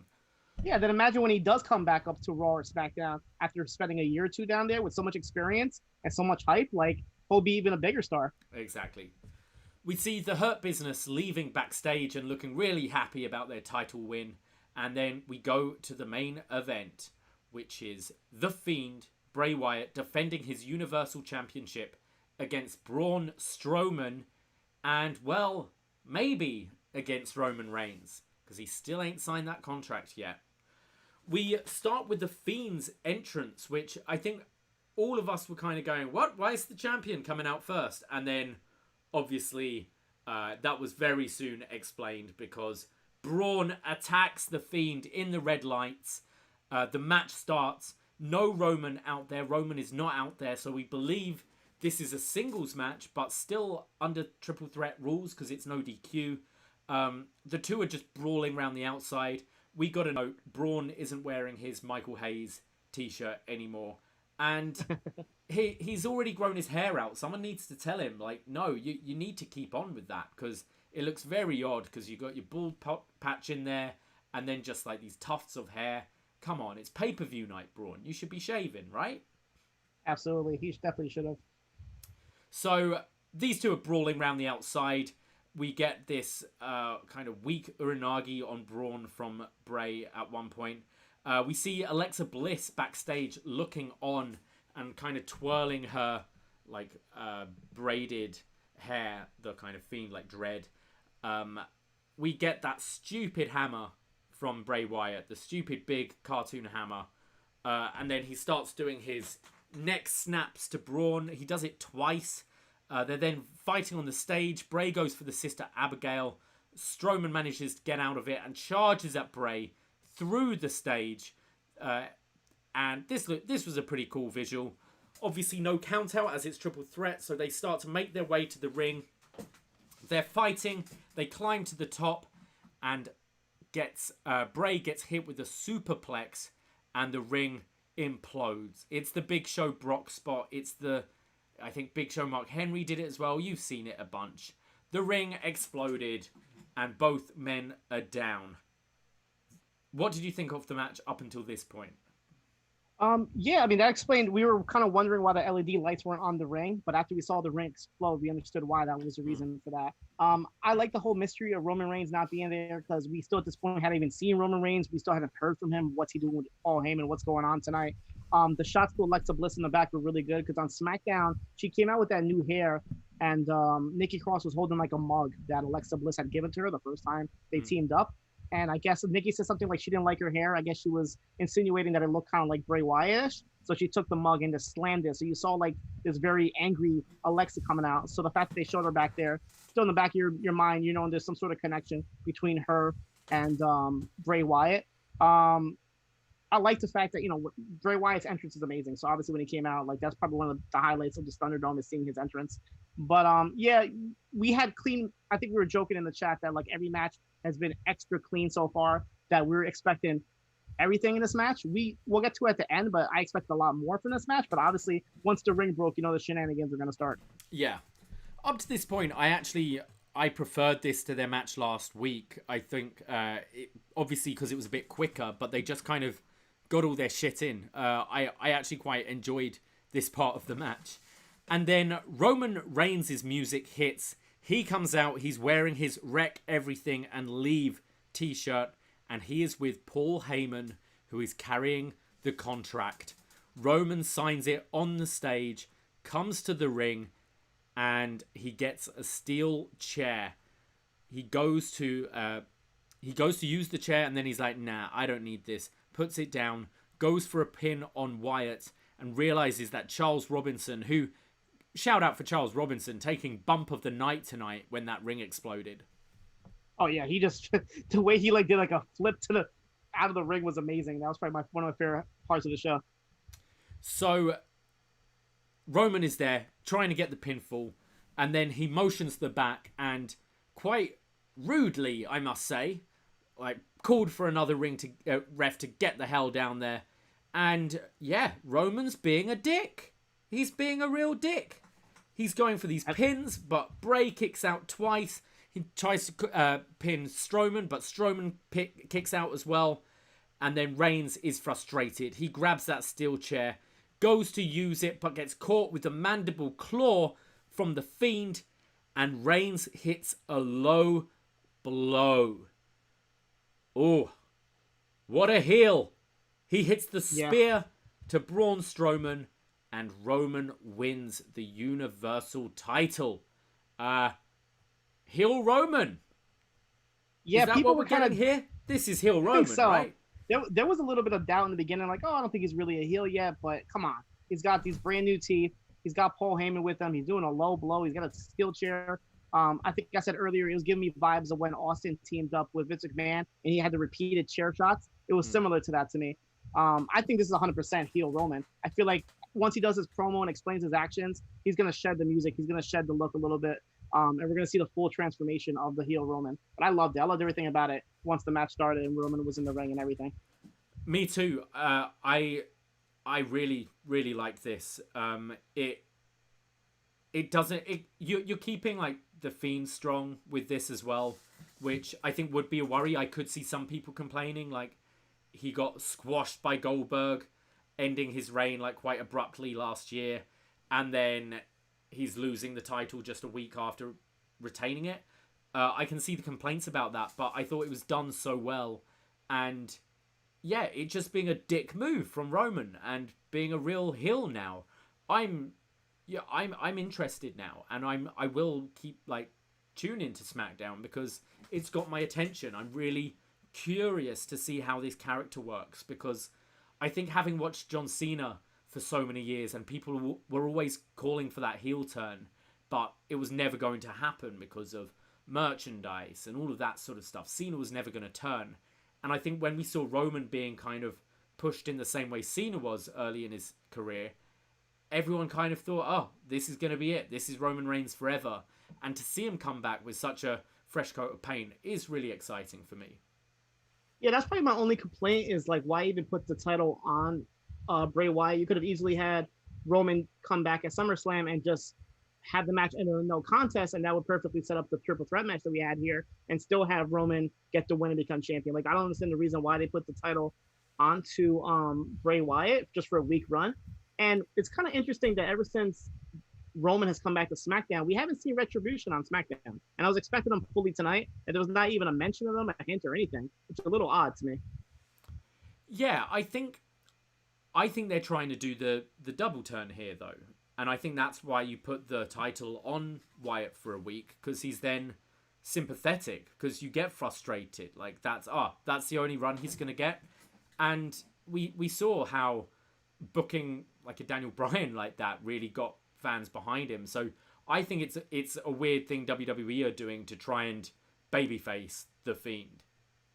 So would you keep him as the Fiend character if he's going to be a full babyface? I mean, you can do it more like Finn Balor when he becomes his demon, right? You have him. You have him more as maybe not Mr. Rogers Bray Wyatt, but more like classic Bray, maybe. And when he needs when he needs to call on the Fiend, it can be like Hulk. You wouldn't like me when I'm angry. Like, he doesn't want to do it, but it's like, you've driven me to it. Now I've got to get mad and Hulk up and become the Fiend. Maybe like that's true. That's how I think they can do it. Yeah, I didn't even think about it like that. That's perfect. Like you said, he could be like the Bruce Banner, and then as soon as he gets angry, he becomes a Fiend. Yeah, that's perfect. I really enjoyed this show. I think, look, nothing on this was spectacular.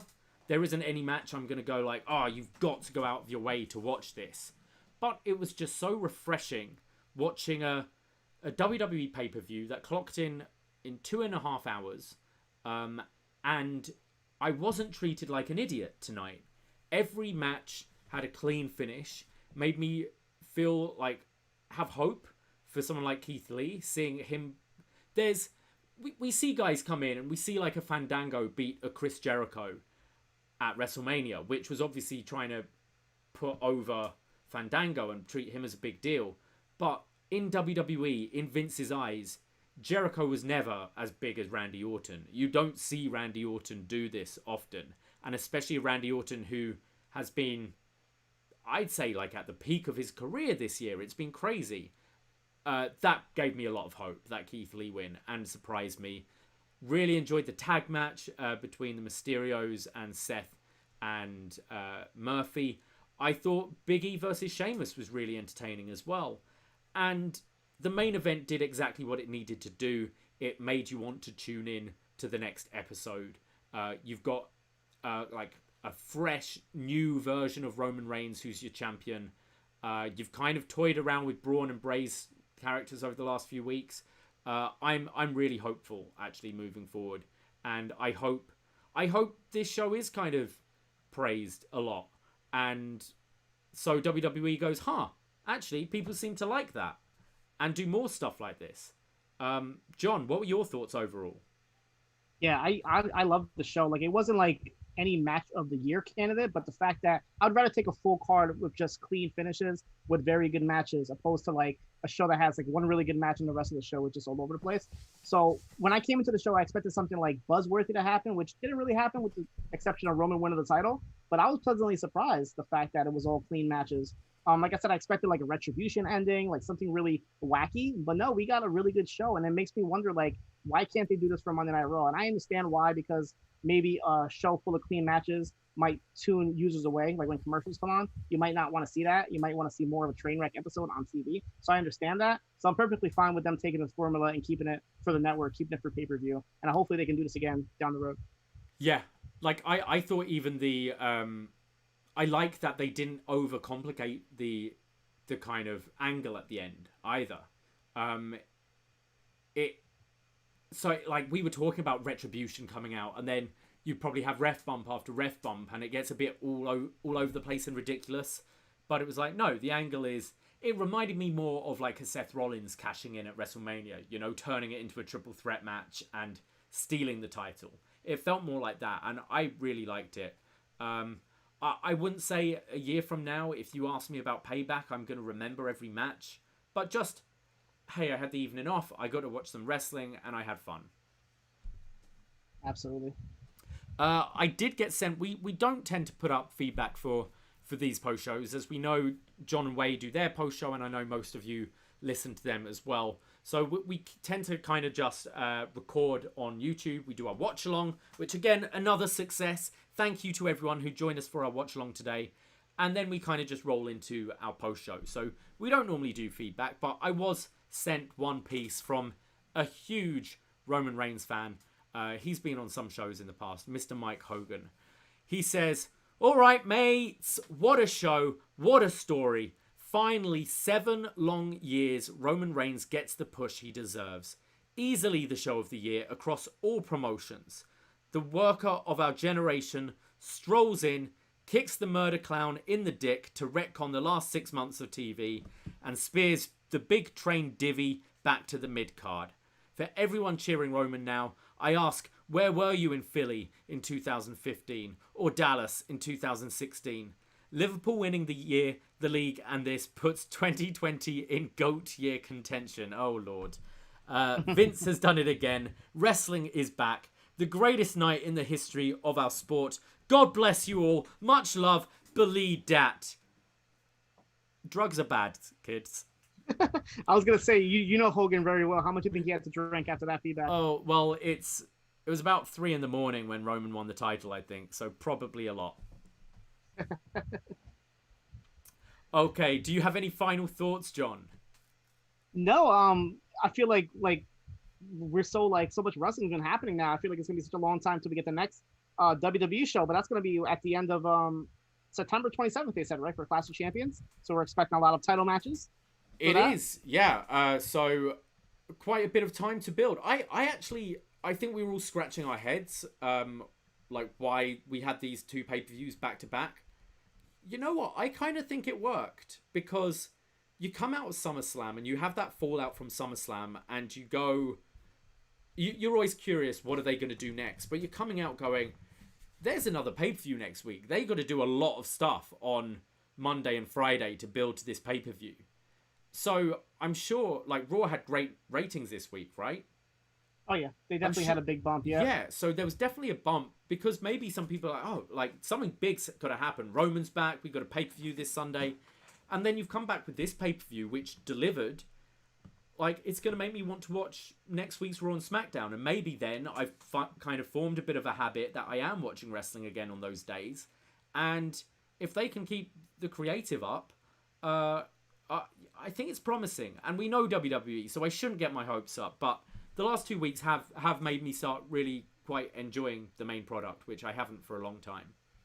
Yeah, I got to give them credit. They definitely had some tricks up their sleeve because they didn't just, threw out Roman Reigns on SummerSlam. Like, that would have been too big of a surprise. Okay, Roman's going back. But the fact that he came back at SummerSlam and that was that big return factor, so you had the ratings the next day. And then on SmackDown, you see this thing with Heyman, which is all of a sudden introduced. And then he wins the title. So you're going to have all these fans coming in again saying, wait, what's going on now? He's a champion and he has Paul Heyman. Some people might have watched this show not even seeing SmackDown and seen this whole Paul Heyman thing. So the fact that they had these 2 back-to-back surprises, both involving Roman Reigns in 2 weeks, is really smart. Absolutely. So you did mention we do have Clash of Champions coming up next month. So we thought we'd go back and do a throwback review of the very first Clash of the Champions from, I'm saying this off of the top of my head, I believe it was like 1988. But that's going to be one of our shows this September. We've got so many shows for you to look forward to. We have another episode of Was Next coming up where we'll be looking at the December 12th, 2012 edition of NXT. Next week, it's my birthday, so I thought we'd go back and watch an episode of WWE that happened on my birthday. So it'll be the SmackDown 5th of September 2002 episode of SmackDown. It was actually taped on my birthday on the 3rd. So we're going to be looking at that. I believe we have the proposal of Billy and Chuck. We have Brock Lesnar versus a very young Randy Orton. And we've got a killer 6-man main event. I'm really looking forward to go back to watching that one. Then on Saturday, we've got our all-out watch-along and review on this very feed.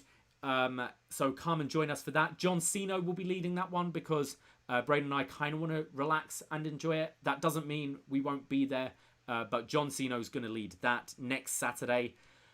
We have The Room we're going to be reviewing The Room and Back to the Future for our episodes of Up Yours. We've got a best match ever for G1 Climax from 2016. And we start our free movie reviews of Batman, starting with the 1989 Tim Burton, Michael Keaton film. A lot is coming up next month. So make sure you renew that subscription. And we'd love to have you stay with us. I feel like I've been rambling for quite a while. John, any final words? What do you want to plug? Well, first of all, I'm loving the September schedule. I'm an 80s kid myself, so to see a lot of 80s stuff, Back to the Future, Batman, Clash of the Champions. Looking at the card right here, we have Ric Flair versus Sting, and we have Arn Anderson and Tully Blanchard, which is like obviously a lot of talking points right now because of AEW. So to finally see them tag team is a pretty good thing to go back in, and it's taking place in North Carolina, the home of the Fisherman Killer from I Know What You Did Last Summer. Oh, right. Yeah. Oh, it all comes back around. Little tie-in right there. There we go. And what shows do you have coming up this week? Yeah, obviously, like Davie said, join us for the All Out Watch Along this Saturday. Every Wednesday morning, I do Shot in the Dark here for free on patreon.com/upnext, reviewing AEW Dark. Recently, I've been doing the New Japan USA shows that have been happening. 205 Live, Main Event, as all these other shows are coming back, like NXT UK, MLW, Ring of Honor, whatever the case may be.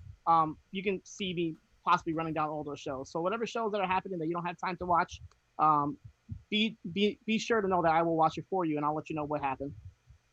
All right, absolutely. So that's like Tuesday night, Wednesday morning, Shot in the Dark. And yeah, thank you so much for everything you do, John. You've been a wonderful addition to the team, and people are really digging your show as well. So it's free.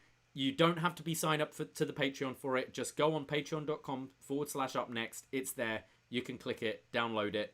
But that's it from us tonight. Really quick before I forget. Go for it. If nobody listened to last week's episode, make sure you listen to the very end, because we have a familiar voice to Post Wrestling do a little invasion and retribution type of angle at the very end. So nice little Easter egg for anybody that stuck around to the end. Absolutely. This is lovely. It's not even 11 yet. This is wonderful. Get an early night for once. Thank you, everyone. Thank you so much, YouTube Room, for joining us. You're fantastic, as always. Thank you, John, once again. You can find me on Twitter and Instagram at Davie Portman. You can find Up Next on Twitter at upNXT Podcasts. Join the Facebook group. John, where can we find the Facebook group? Facebook.com/upNXT Podcasts. And the group is a lot of fun. We often do votes on there, so you can kind of vote on what shows we're going to do coming up. And follow my usual co-host at The Brady. He's not here tonight, but he is a Twitter whore, so give him a little follow as well. Make his day. That's it. Take care. Be safe. Ooh-ah! And ahoy.